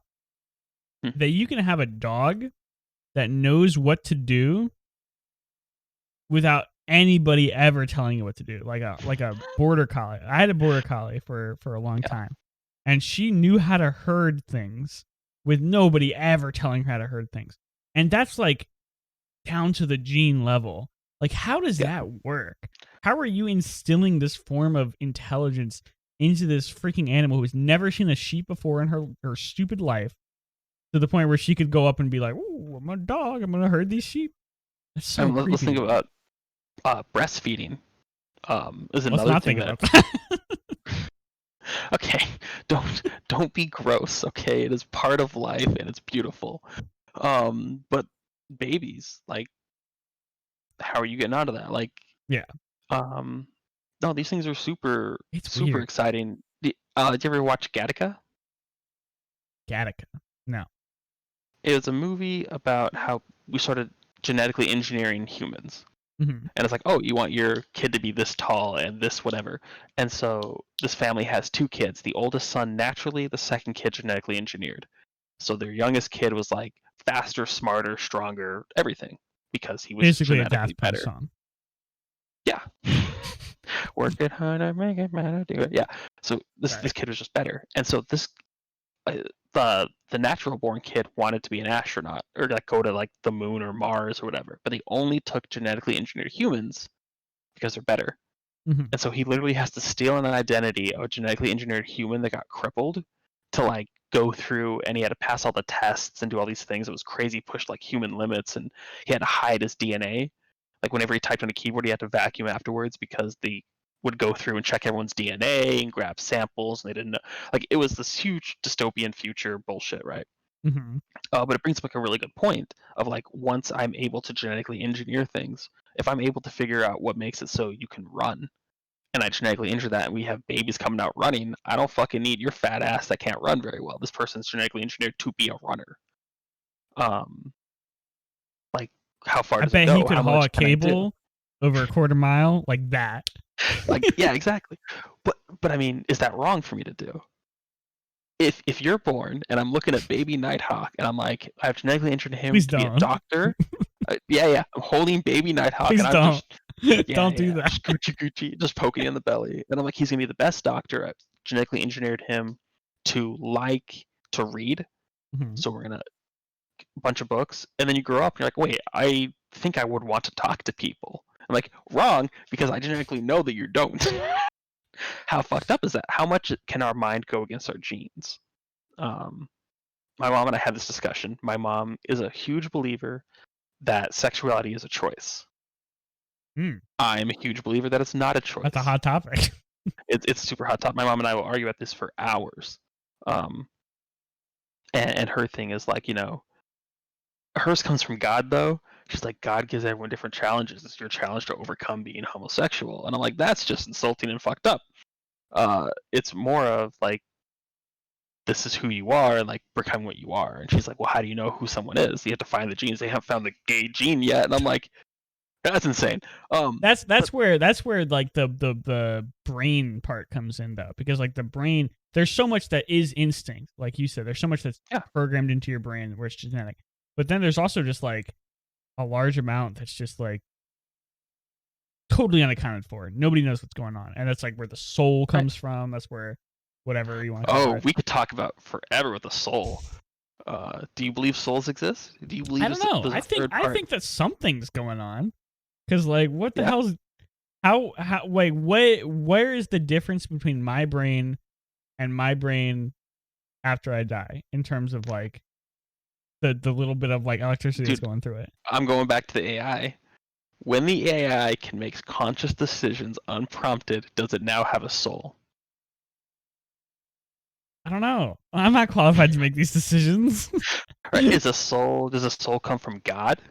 So there's no way to create a soul, but how did he create a soul? Because God has rules. God has always followed rules, even in the Bible. So how do you make it? Is it when a mommy and a daddy love each other very much, a soul's created? Is it love created? Because trust me, I've seen some babies created not out of love. And so, like my best friend has a beautiful daughter, and he did not love his baby's mama. So anyway, this is the whole thing right here of just like, I like souls. Souls are a great thing. Is a dream your soul? Is it your soul taking over? Is it your brain that runs every day and it's your soul that runs at night? Is your subconscious a different person? Is your conscious the same person? There's a terrifying video out there of the people who have way back in the day, they treated I think it's Parkinson's disease or something like that by severing the two halves of your brain. Because they're only connected through this little tiny thing, so they severed it and it treated it really well. But then like different halves of their body was doing different stuff. Like I'd be going to reach something and my other hand would be like, no, don't do that. And they had no idea what's going on. That is terrifying. Dude, lobotomies, your brain absolutely terrifying. The fact that your brain can do stuff and you have no idea what's going on. Not like on the basic level, like breathing and your heart beating and stuff like that. But the fact that there could be something else in that left part of your brain or whatever part of your brain that has no conscious ability to present itself to you, but is like still making decisions and stuff, that's freaky. Dude, I'm not going to send you this video. Oh, thank you. Appreciate that. But there is a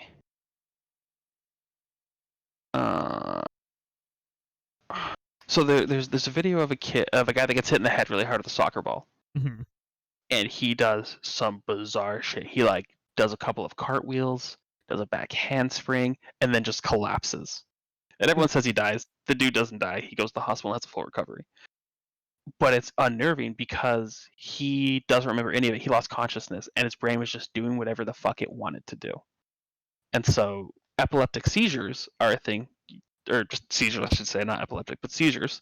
Seizures are, your brain is unable to now process, things get clogged up, it does some weird shit, so it's short-circuiting, and you can do bizarre things. Why? I don't know. That's like, it reminds me of, I don't know if these are true, I'm sure they are, of the people who get like brain damage and they wake up speaking different languages. And that's like, I don't know if that's true, but that just seems so freaking weird to me. There's a couple of them, I watched a video. Most of them are fakers, and I just fully believe they're fakers. But there's definitely my aunt had a brain tumor like 3 or 4 years ago, and after they did the surgery, it was in a really bad part of her brain. She thought she was 12, and had conversations like she was 12, and like when she talked to my mom, was asking my mom why she was so old, and she died like a month later, but she just thought she was 12 for that entire month. That's really sad. It is super sad. My best friend a couple years ago was riding a motorcycle without a helmet on, hit something going like 50 miles an hour, smushed half his brain. Just acts like a kid now. He's just dramatically younger and more innocent, and he's not the same person that I have talked to for 15, 20 years. He's very different, but he just seems like younger, more ignorant, fun. Like there's not responsibility, it's not that weight. So it's like, how much your brain changes, does it actually change you? And does that disprove that you have a soul, or does it prove that your soul can only have so much control? Or how many of you are there? I think the argument would be that it's inhabiting your brain, or it's generated by your brain. And when the brain gets damaged, then it itself gets damaged. But I don't know. Like I wouldn't even be able to begin to make a statement on that. That's. Do you think anyone can come back from something like that? Do you think it's like it starts over, or do you think they're stuck like that? I've seen people that got like lobotomized, not by medical procedures, but just like a rod flew through their head, and they seem to have good lives, but they're drastically different. Even people that were lobotomized by medical professionals were drastically different. My friend, I believe, is going to have a good life. He seems healthy, goes to physical therapy, does great. So he plays Dota Auto Chess, though, so that's unlucky. But That's awful. Hey, he likes it. Oh my god. But he likes it because he's familiar with the Dota characters. He's not familiar with the League of Legends characters. And so even though all the rest of us play TFT, they still play Dota Auto Chess with them occasionally because that's what he's familiar with. He's like, I recognize these. And he talks to me. He can call me. He can't read, but he's working on it. And we'll see. Like these things, I don't know. People have made insane recoveries from this kind of stuff. My my dad has Parkinson's, and he is losing all memory that he's ever had. But at the same time, he's like filling them with other things, so it's insane. Like he has a bearded dragon that he lays on his chest, and his name is Reggie, and he has full-on conversations with it, like it's a person, and he treats it really well, and it's not crazy. It's just he's never talked to one of us like that. Yeah. And so it's, I don't know. I think the best was Reggie pooped in the cage, and he's like, Alex, Reggie doesn't like the smell of his own poop. I gotta clean it. And I'm looking at him, and I'm like, how do you decide that? And he's like, because whenever he poops, he goes in the other corner. That's a good point. Okay, yeah. I mean, and for someone that's like losing their mind, that's such an accurate depiction of information that you've received, but in such a weird way. It's like processing data on a different level that like normal, like other people would do. It's interesting. Yeah, I mean, let's take autistic people, savants. They just who's the singer that sings Clap Your Hands? Pharrell. Oh, is he on the spectrum? He sees color. He sees he hears sound as color. Okay. And I forgot what that phenomenon's called. But he's not the only one. But that's insane. I don't even know how to comprehend that. How the fuck do you comprehend that if you can't do it? That's what. How do you like, describe sound to a deaf experience, person? Like there's no way of knowing that my life experience is the same as yours, and that's weird. That's terrifying to me. Like, how do I know that I'm experiencing the same like feelings when I'm looking at something, or I'm like doing something where I'm like, oh, I really like. Is just somebody who doesn't like pizza? Is it because it tastes bad to them, or is like what's going on in their brain? Yeah. I don't know. It's so bizarre. I mean, the basic one is color, right? Yeah, color is the scariest one.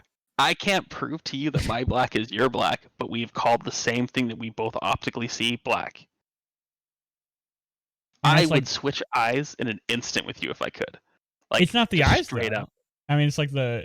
I'm talking about all the optic nerves all the way back to where it plugs in the brain. We just cut that shit off right there, and we switch. I would do that in a heartbeat to see the differences. I think if they ever figure out a way to trade consciousnesses between two different bodies, which obviously flies in the face of everything we've been talking about for the last 10 minutes. But if they ever figured out a way to do that, that would be the most terrifying and jarring experience ever. Because the person's body, and that sort of goes into like body dysmorphia, which is like where people freak out because like their picture of themselves is not what they physically are. And that's just like, it freaks them. It is physically breaking them or it's mentally breaking them because it's not like correct. Right. And think about people with limbs that believe their limbs don't belong to them, so they cut them off. How do you tell someone that their limb is their limb if they feel like it's not their limb? You don't. I mean, is it their choice? I don't know. It has to be their. Yeah. I mean, I'm so pro drug, so pro body. like it's yours. It's the only thing that you honestly can say is yours. Mm-hmm. You should be able to do whatever the fuck you want with it. Like, is not with other people. At what level are other people responsible for those who are mentally unwell, though? Because there are instances where people would make that decision now, and then 5 years later, they would be like, this is literally the worst decision I ever made. And I don't want to get too far into it, but like obviously the most poignant one on everyone's mind is suicide. Like there's so many instances where somebody was in a frame of mind where they wanted to end their life. And then even the next year, the next day, the next month, they'd be like, I'm so glad I didn't do it. I changed my life. This like, and is that like, on other people to enforce that, or is that just like their choice? I don't know. It's scary. Suicide's super hard. Because like, why should everyone be forced to live? Mhm. And my thing is like, well, because life is yours to, you can do things. Like, well, not everyone gets to. Yeah, that bucket is just massive, dude. And my And thing is that's like, I think the reason why it's so scary to think about is because it's irreversible. It's like yeah, there's no coming back from that. That's the end. No matter how you look at it, that's the end. Whereas, I mean, doing drugs, cutting off your arm, at least there's like something after that. But right. for like, where do you draw the line? Is it okay for I mean, somebody to cut off their arm but not commit suicide? Is it okay to? I don't know. It's fucked Jesus, up. I never I even know. thought about that because those are two different things to me. Yeah. Suicide to me was like, I would never want anyone to ever commit suicide, just because you can't be guaranteed what tomorrow is. But Mhm. yeah, you can cut your leg off if you want. But thinking about that, no. It's scary, man. I don't know. This is like the reason why people freak out because they have too much time to think about stuff like this. I fully believe that's the reason why people's mental conditions deteriorate is to when they don't have something stupid to do. Like if you can't go outside and dig a hole or like hammer a nail into a wall, your brain is going to start to hyper focus on things that have it has no business thinking about. We have no business thinking about this stuff. And we have like the luxury in our stupid 21st Yeah. freaking century lives to sit in these god dang padded chairs and talk about this shit for 4 hours. Well, I mean, that's why I think depression is increasing. It's Mhm. just because people have more time to think about how crappy things really are. Mhm. And not because they're crappy, but because they could be better. Because they're fantastic. Like right now, if I had to pick a time to anywhere I could live in existence, it would be only here. Yeah. I I couldn't even go back to 30 years and want to live in America. So like Yeah. right now, it's great for me. I'm sorry, I shouldn't say 30 years since I'm 33. 30 years from my birth, I wouldn't want to live. No, I Uh, agree. I think there's never been a better time to be a human being than right now, and that's continually being the fact. I think that every single minute, and obviously there's fluctuations, like today, for example, whereas like some bad shit happens and like this is fucked up. But overall, in the grand scheme of things, in terms of human suffering, I don't want to say it's like the lowest it's ever been, but on average, it's better than it's ever been. yeah, and it's super hard to tell someone that, right? Mhm. Because like they can comprehend how they have it, but not Mhm. how good or bad they is. And that's what depression is. Depression distorts all that shit. Well, then there's No, I'm also with think you, about man. it where it's like physically, this is the best that it's ever been for us. But also, like 20 years ago, or 100 years ago, or 1,000 years ago, you didn't have to worry about Twitter cyberbullying you or so and so not liking your posts because they hate you, or like that didn't pop into your brain. 1,000 years ago, you're like, oh, Tiffany does not enter thy windowsill because she. You know what I'm saying? It's like I know what the you're saying. problems were smaller scale back then. It feels like it anyway. I'm sure they didn't feel like that, but I mean, if you want to I go will back all the way, they're say like, ooh, bug, bug. bug smash, bug sting, bug hurt, bug suck it. Mhm. Um, what my favorite job I've ever had was delivering pizzas. And I Oh no, say I'm so favorite, sorry. and I say favorite because there was nothing to it. Uh-huh. I drove up to the store, I walked in the back door, I looked at the monitor. It gave me the addresses. I was like, cool, I know where all these are. I want to take these two. One, two, grab them off the shelf, go back into my car, listen to my music, and drive. There was no concern that I had. The biggest concern I had was be careful of other drivers, which I always do when I drive, and what music I wanted to listen to. That was it. It was so simple, and life was so easy for me. Eh, I don't miss those days, but I appreciate what they were for me. And so yeah, uh, now when I make a change to League of Legends, I get death threats. That's Yeah, fun. yeah. Like, I think that as jobs get more advanced, they get easier, but they also get harder. Like it was way easier for you to go and deliver pizza, but at the end of the day, you had to drive and or however long, how many hours a day, and haul yourself all over town for a minuscule amount of money. Compared to now, you're sitting in a chair in your room and typing on your keyboard 8 hours a day. Like, I'm doing less strenuous thing, but my brain hurts all the time. yeah. It's Yeah. it's so bizarre. It's just like, I feel like I've never been happier than when I was working at Ace Hardware or something, where I just like, you want some paint? Got some paint over here. You knew your section. You were just the knew what you were SME doing. in the world right there. As long as like they weren't being annoying, because if things are Right. being annoying, that's like a different thing. But if like you were just chilling and you just did your job, it's so easy. Just doing a basic job, it's so easy. And the worst thing about any basic job is just dealing with other people, and that's like the truth for everything. Dude, I love jobs where I deal with other people. I used to work at the FYE counter for returns, and I specifically asked for that job because I loved fucking with people. They'd come in there with a Walmart, and like on the package it says Walmart with the security strip on it. I bought this here a couple days ago. I want to return it. The fuck you did. It says Walmart on it. Well, I don't know why you guys put Walmart on it. We didn't. We don't put Walmart's branding on our stuff. I don't know how I got it then. Do you have a receipt? I lost it. I'll give you $2 for it. It was $20. I'll give you $2. Wait, what? Like, is that the policy, or you're just like, I'll give you $2? We could buy back FYE. You could trade anything in. What is FYE? And so, it's For Your Entertainment. It was like a big media store. It had DVDs. This is why it's out of business. It had DVDs, books, Blu-rays, HD DVDs, and just music.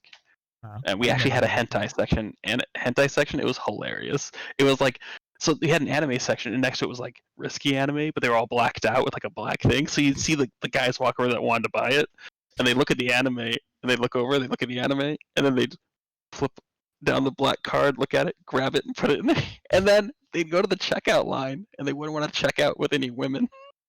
And so they like wait for me to be available. I'm gonna go to his line. I'm gonna go to his line. Can I get a price check on hentai? Price check on hentai. I need a price check on 10 tentacles, 3 girls. Yeah. But I actually really liked that job too. I liked working at Toys R Us. I loved Black Friday. That shit was my jam. You're a psychopath. Like I said, I see things differently, so I went into psychology because it makes no sense. That shit makes me excited. I don't know. So whatever. Like, I look forward to playing League of Legends by myself because I get 4 random teammates. You might actually be the strangest person we've ever had on this show. Thanks, man. That's really interesting. In my off time, I don't like talking to people. As soon as we're done with this conversation, I will log off of everything and play solo player games and not have any chat open. What are you gonna play? I'm gonna play WoW. I gotta do my Torghast Tower, man. Not another one. Dude, WoW is the best MMO right now. Right now, not forever. We gonna get it. Everyone, December 24th or whatever it was. I don't know when it was. Like, every single writer I follow on Twitter is like, I'm so excited for the future. I'm like, stop subtweeting. And then like the next day, Greg Street or whatever is like, hey, we're making an MMO. And I'm like, okay, that's what they're all talking about. Nothing, and I love all my writer people that I follow. They're all great people, but nothing pisses me off more.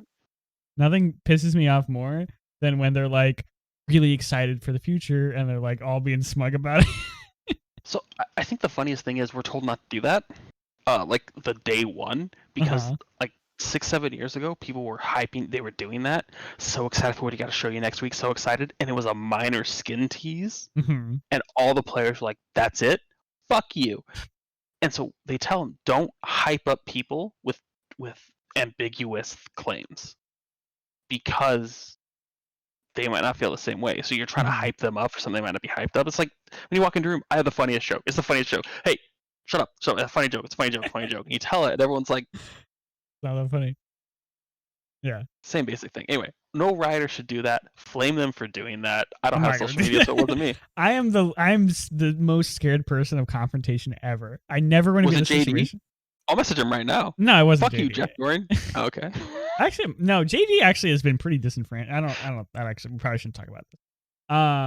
Is he not tweeting? No, he tweets. It's just about he tweets about his stuff. Okay, that's cool. We can talk about it a bit more after the show. But yeah, it's just weird. I mean, obviously that's their prerogative. I don't control anyone's Twitter space. That's their choice. But it personally makes me a little upset when like it feels like they're trying to. It's like, well, I've got a secret. Look at this.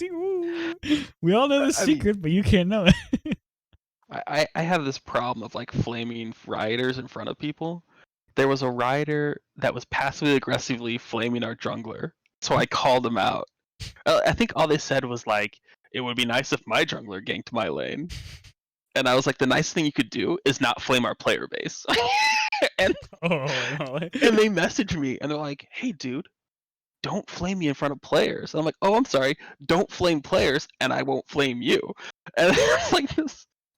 Uh, I don't know. It's this thing of like, I love my coworkers. I think everyone that works at Riot has a really good mentality going towards it. I think that we slip up, and a lot of Yeah. times people just go, "It's okay, let them slip up." Uh, you have way too much. Like, to have Riot in your name and to work at this company at this point in time, you are at the top of the mountain. And if at any point you feel like you can just shit on the top of the mountain, you're gonna hit people that you don't know, that don't deserve it. That it's important that you, if you're gonna accept that clout, accept that responsibility to be better. Um, just in general, Yeah. I have strong political views. I will never put them on something that I also have Riot on, not because I think they're wrong or that I have to hide them, but because I definitely want someone to feel welcome at Mhm. all times.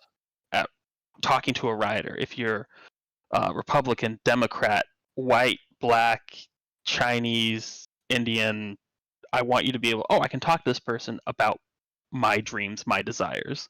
Not, oh, I should only talk to him because he's okay with my political views, if that makes sense. Yeah. No, I Um, 100% agree. as a kid, I always want to talk to devs. I played Warcraft 3, and if I could talk to if I could talk to Greg Street when I was 17, it would have made my fucking decade. I would have not gone into psychology and probably went into video games. I had no idea how video games were. So every time I get a chance to talk to someone about that, I'm going to do it. But you can only do that if you're not so full of your own shit. Yeah. Like, Well, I mean, just that's bottom line. the reason why I started this podcast. I really enjoy talking to devs, and I'm like the most ignorant person in the world when it comes to what actually goes on inside the dev sphere. So I was like, hey, what if I made a show where I talk to devs and they kind of give me like insight of what's going on? And that's Yeah. really where it came from. And it's sort of hit or miss. Like sometimes we have discussions like this where we talk about Just lucid derail for 3 dreams for hours.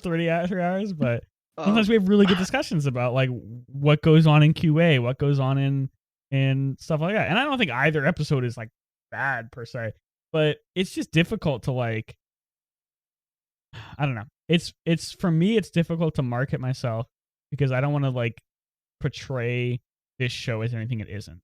And I think the yeah. only thing I want to do with this show is like give entertainment and education to people from a source that they probably wouldn't have access to normally. And these days it feels like it's a lot easier to get in contact with a dev. But like maybe 4 or 5 years ago, I feel like talking to a Riot dev would be like a pretty big deal. That was like a big deal. And now these days, I mean, Yeah. there's thousands of you, no offense. And, No, and a lot of you're them not wrong. have very public presence and they're like and that's Yeah. awesome. I think that's great. But it does seems like it like you said, it gives people a lot of opportunities to in your words, shit on top of the mountain. Yeah, I could have picked a better analogy probably, but that's how I feel it is. Like when they do Yeah. something mean about that. Like there was a rioter that was like, "Hey, make sure to vote blue," right? And I'm like, "Hey, Republicans aren't enemies." And they're like, "If any point that you think Republicans not an enemy, then you're crazy." And I'm like, "Well, I don't think half of America is my enemy. Like we have different views, and that's why Mhm. we vote for things. Like that's the Yeah. whole point of democracy. Like it super sucks when you don't get something you want. I get that, but that's how it works. Like I don't know. Yeah. Trying to explain politics to people when they just see two colors is super hard. I think that nothing makes people more angry than saying that though. Like in my I don't want to even say this. I feel like I'm a centrist, and that's a thing that'll immediately turn a lot of people off. Where they'll be like, you just are a hideous person who can't choose a side, and you're like standing by while this group of people does this to other people. I'm like, I just don't. I see the value of both sides in certain situations, and that's like literally the most pansy. I shouldn't even say that. That's like the most I know what you're like saying. It's a wishy-washy. neutral. You can Yeah, be Switzerland. It's fine. There's you nothing can't wrong be with Switzerland Switzerland. though. Like You people get can, mad at you for being Switzerland. because they're not mad that you're not on their same side. I You don't have to know. understand that that's what Yeah. it is. It comes down to, I want to know what color you are, so I know if you agree with me 100% or if you Mhm. disagree, which is also false because I have different beliefs on both sides. I think one is pretty abundant or hot button topic is like abortion, right? I personally would not get one. I do not believe I can dictate what you can do with your body. I've already stated that. So it becomes this weird thing of like people are like, "Well, you're religious. Wouldn't you be anti-abortion?" I'm like, "Oh yeah, for me, 100%." And mine, I think the best is mine doesn't even come from a religious standpoint. It was that when my mom was 14, when she had me, and she had to run away from home because her parents wanted her to have an abortion. That's where it comes from. It does not come from religion. It does not come from anything sensible. It comes from literally me being born. Dope. So I won't do that again. But if you want to do it, that's your story. That's your prerogative. I can't control that. And Yeah. that is, both sides will fight with me. Blue, red is like, how dare you not stand up for God's creations? And I'm like, whoa, we got, there's a lot to unpack here. How much time do you got? Like, and then It's blue a mess. side. It's a mess. And I think that I think more people would be happy if everyone just took a like live and let live approach. Like I think a lot more people would be on that side. But I feel like the problem with that is that people view it as sitting down and letting people walk over other people. Where you're like, if you don't take a stand against this, then you're letting it happen. And I think I can agree with that in some situations, obviously, but not in every situation that gets brought up to me. Let's take drugs. Drugs, for instance. A lot of Mhm. people are like, if everyone is allowed to smoke pot, you have a bunch of pot smokers driving around, hitting people, killing people. They're not going to go to work. And I was like, okay, that's fine. Let's That's vote the for it. worst case Like, that's it. scenario. Yeah, like, and to me that was like, because again I come from Utah, which is super religious, super drugs are bad, and so it's like, no drugs, blah. Okay, let's vote. Like that was me. Like if weed wasn't legal in California, okay. If weed was legal in California, okay. Like that's just, but not every opinion can be that. Like gun violence or gun Mhm. control or whatever. I'm pretty strong on gun control. um, which is weird for a military person. But I'm like, I'm highly trained. I trust me with a gun. I have no idea how trained you are, so I'm cool with raising training, raising licenses. Like make it more strict. Make it a pain in the ass. Make it like a passport. I wish getting a gun was as hard as getting a passport. um, and then people go, but our amendment rights and our forefathers. I'm like, 300 years, bro.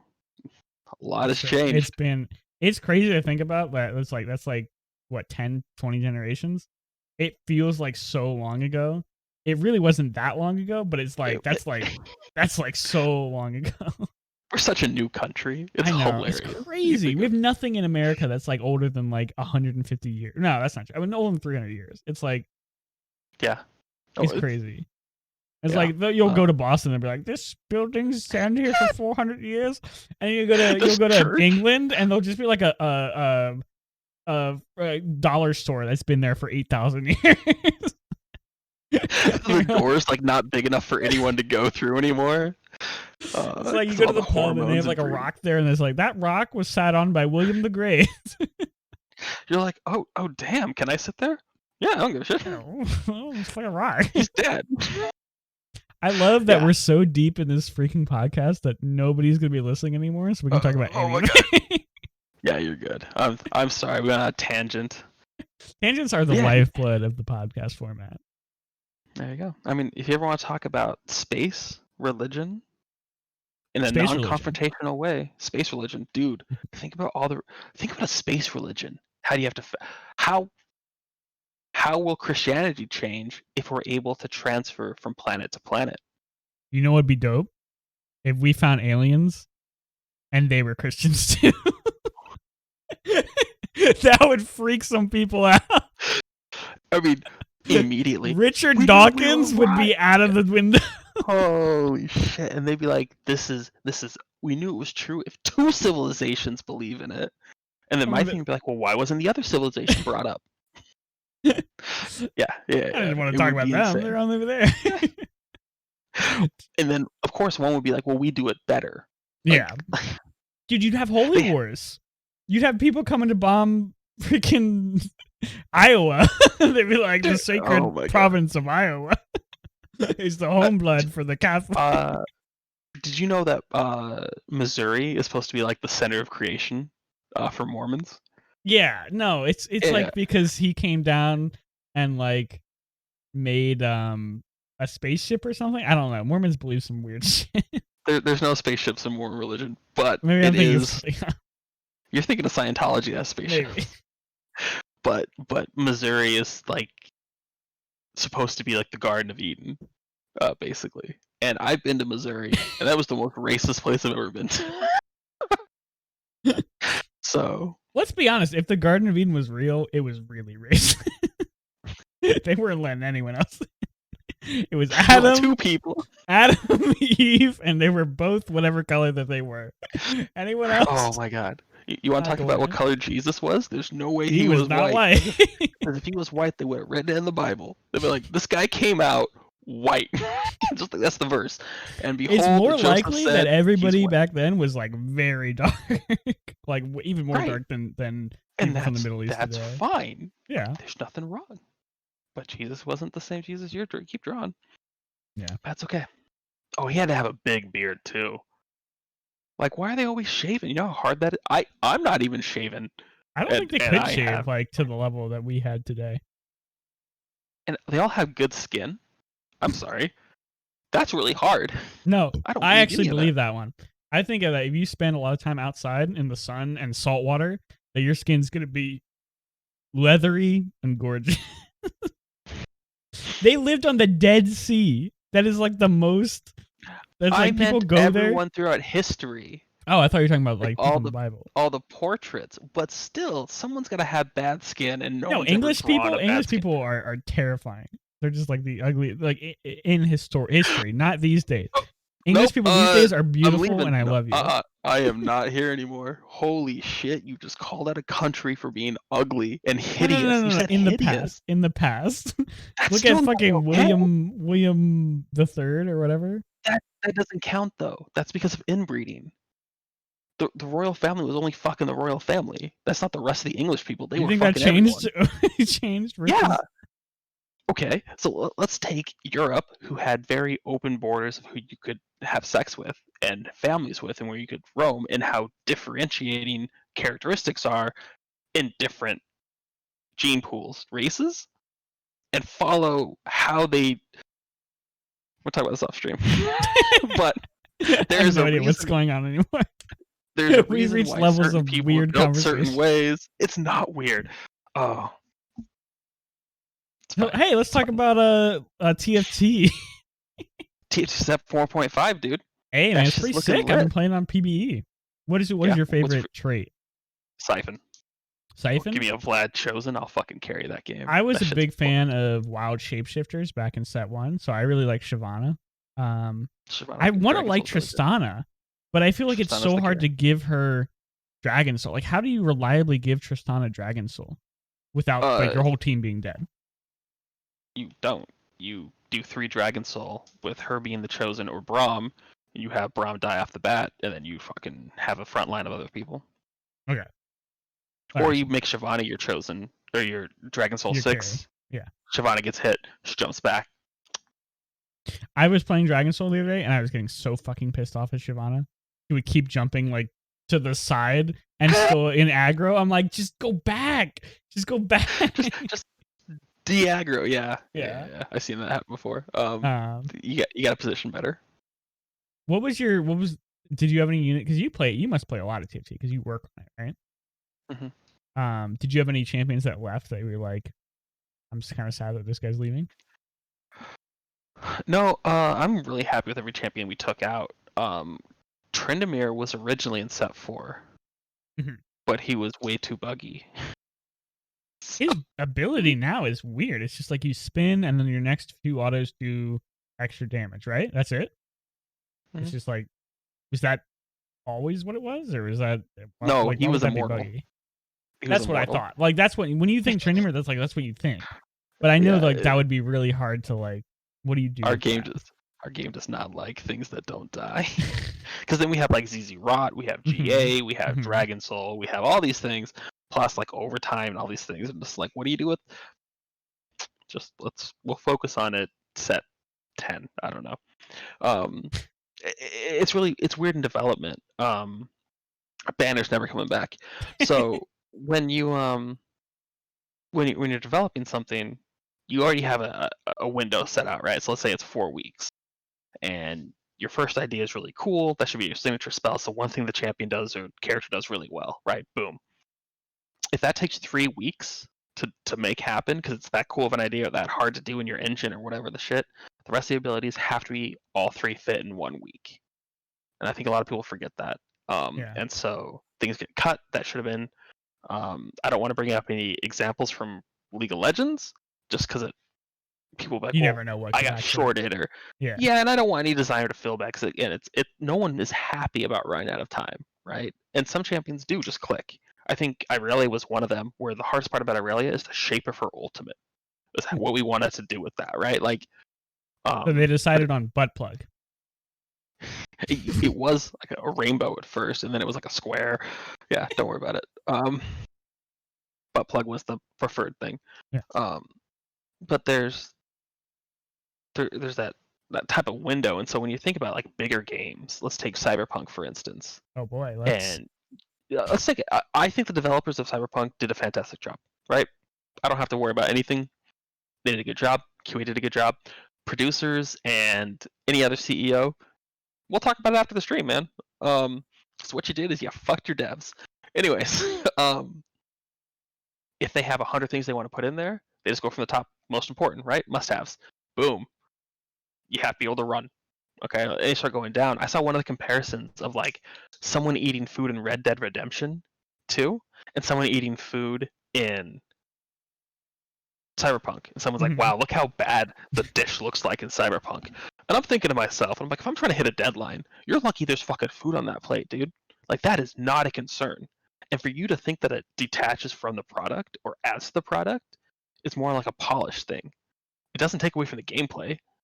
Um, and you could say it takes away from the atmosphere, but then you're really just being an asshole. That's Like, like the you're type of just. people. There's the type of people who go into a game like Cyberpunk, and they're like, "I'm going to be a level 37 Cyberman." They're like, "I'm only going to use the mantis blades, and I'm going to pretend like I'm a mantis the whole time, and I'm going to eat You know, my husband because that's what mantises do." there you go. You're cosplaying. You're going full out.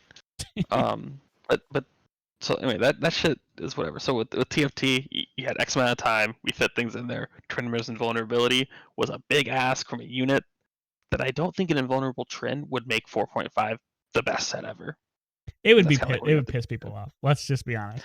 If there was any way for him to cheat out his ultimate more than once, it would piss people off.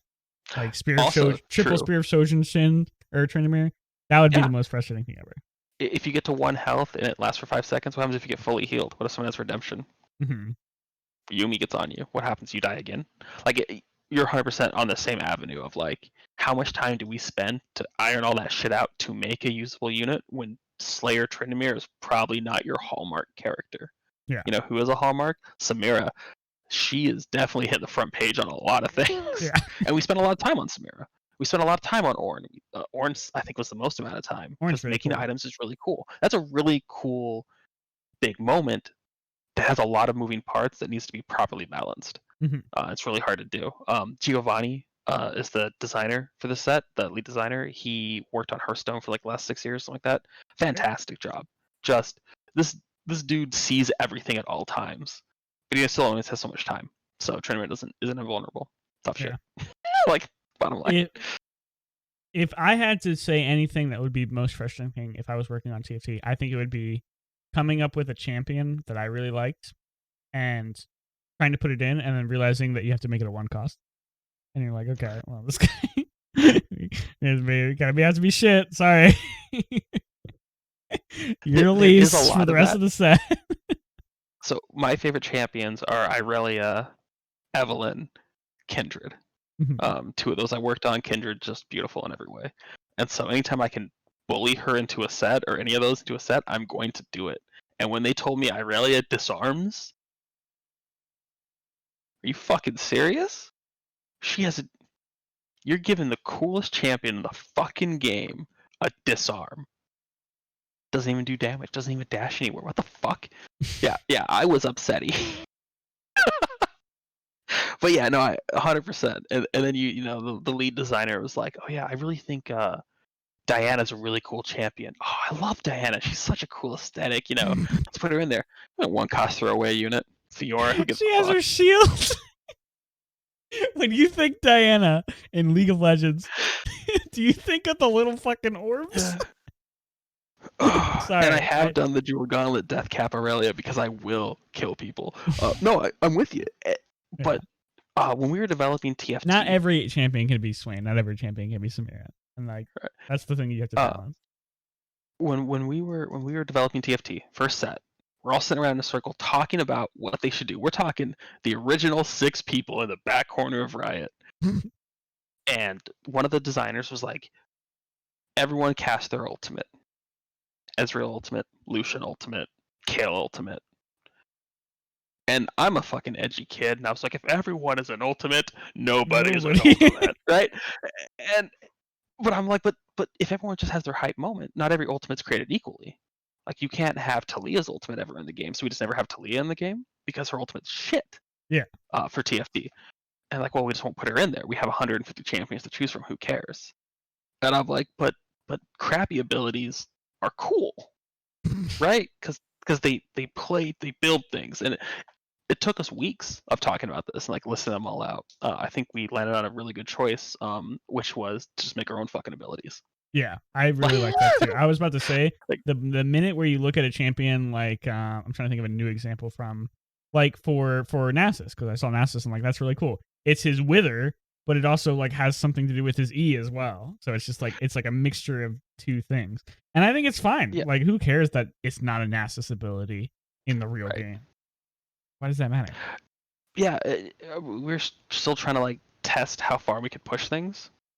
Just like if someone plays League and they play Tryndamere and it's not the real Tryndamere, does it feel weird?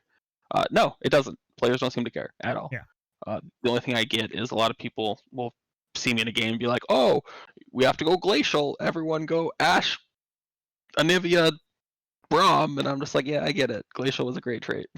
Like, please don't pick Braum. I think that's cute. I think I love when people like try to do. It happened a lot more when TFT first came out, but right. I loved like. I think even in LCS they did something like that where they did like a. They talk about that and all that kind of stuff. I thought that was funny. Yeah, that stuff's really cool. I like when they bleed over, but they are 2 very separate games. And at any point, if we feel like Samira needs a shield when she ultimates, we're gonna put a fucking shield on it because she kept dying all the time. Yeah. So it's like we can do 2 things. We can make it do more damage, or just give her a shield so it's somewhat tunable. So yeah, that's developing's really hard. It's really hard. There's so many toes to step on, and then first day you watch and players break everything because they think about something you never done before. The best example is the new Smite items in like season 7, when all of a sudden it was Smite tank Shyvana top with the Spirit Blizzard Ezreal mid and some other shit, and it's just like, because why the fuck would we test that? With Echo, we made an AP assassin for mid lane, and fucking tank Echo jungle was a thing. Like, I played against Fizz top the other day, and he went like the old school tank build, and he actually did really well. And I'm like, is this back? Is this what's gonna happen? Yeah, it's just these things that Victor top.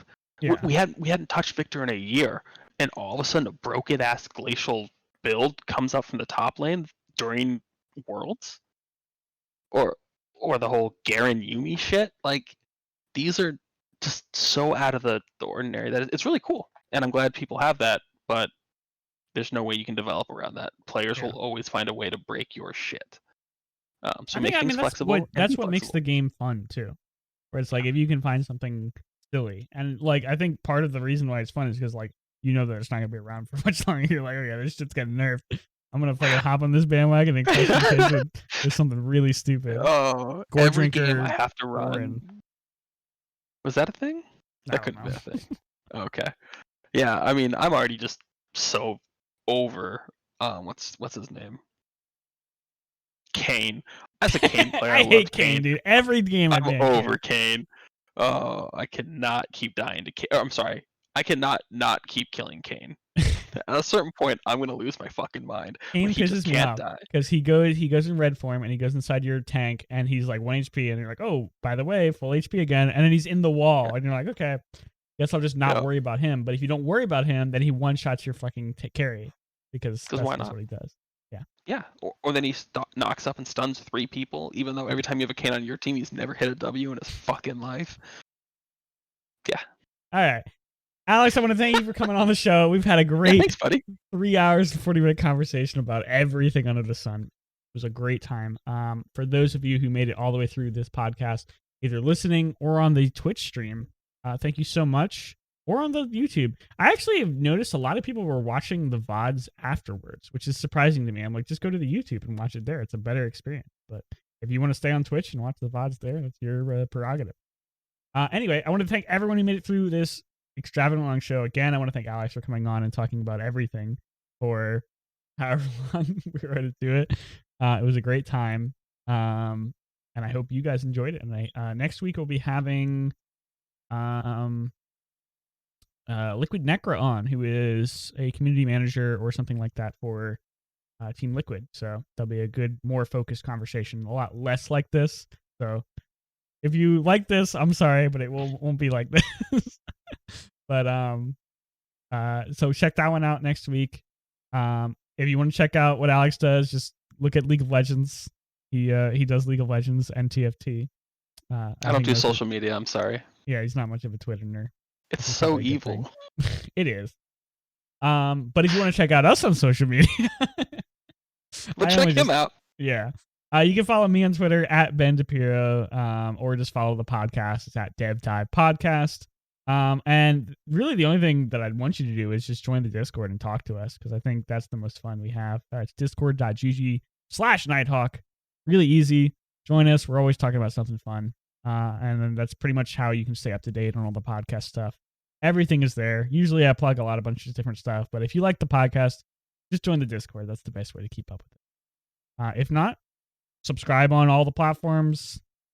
You can figure it out. It's not that complicated. All right. Have a great day, and I hope you enjoyed the show. Goodbye.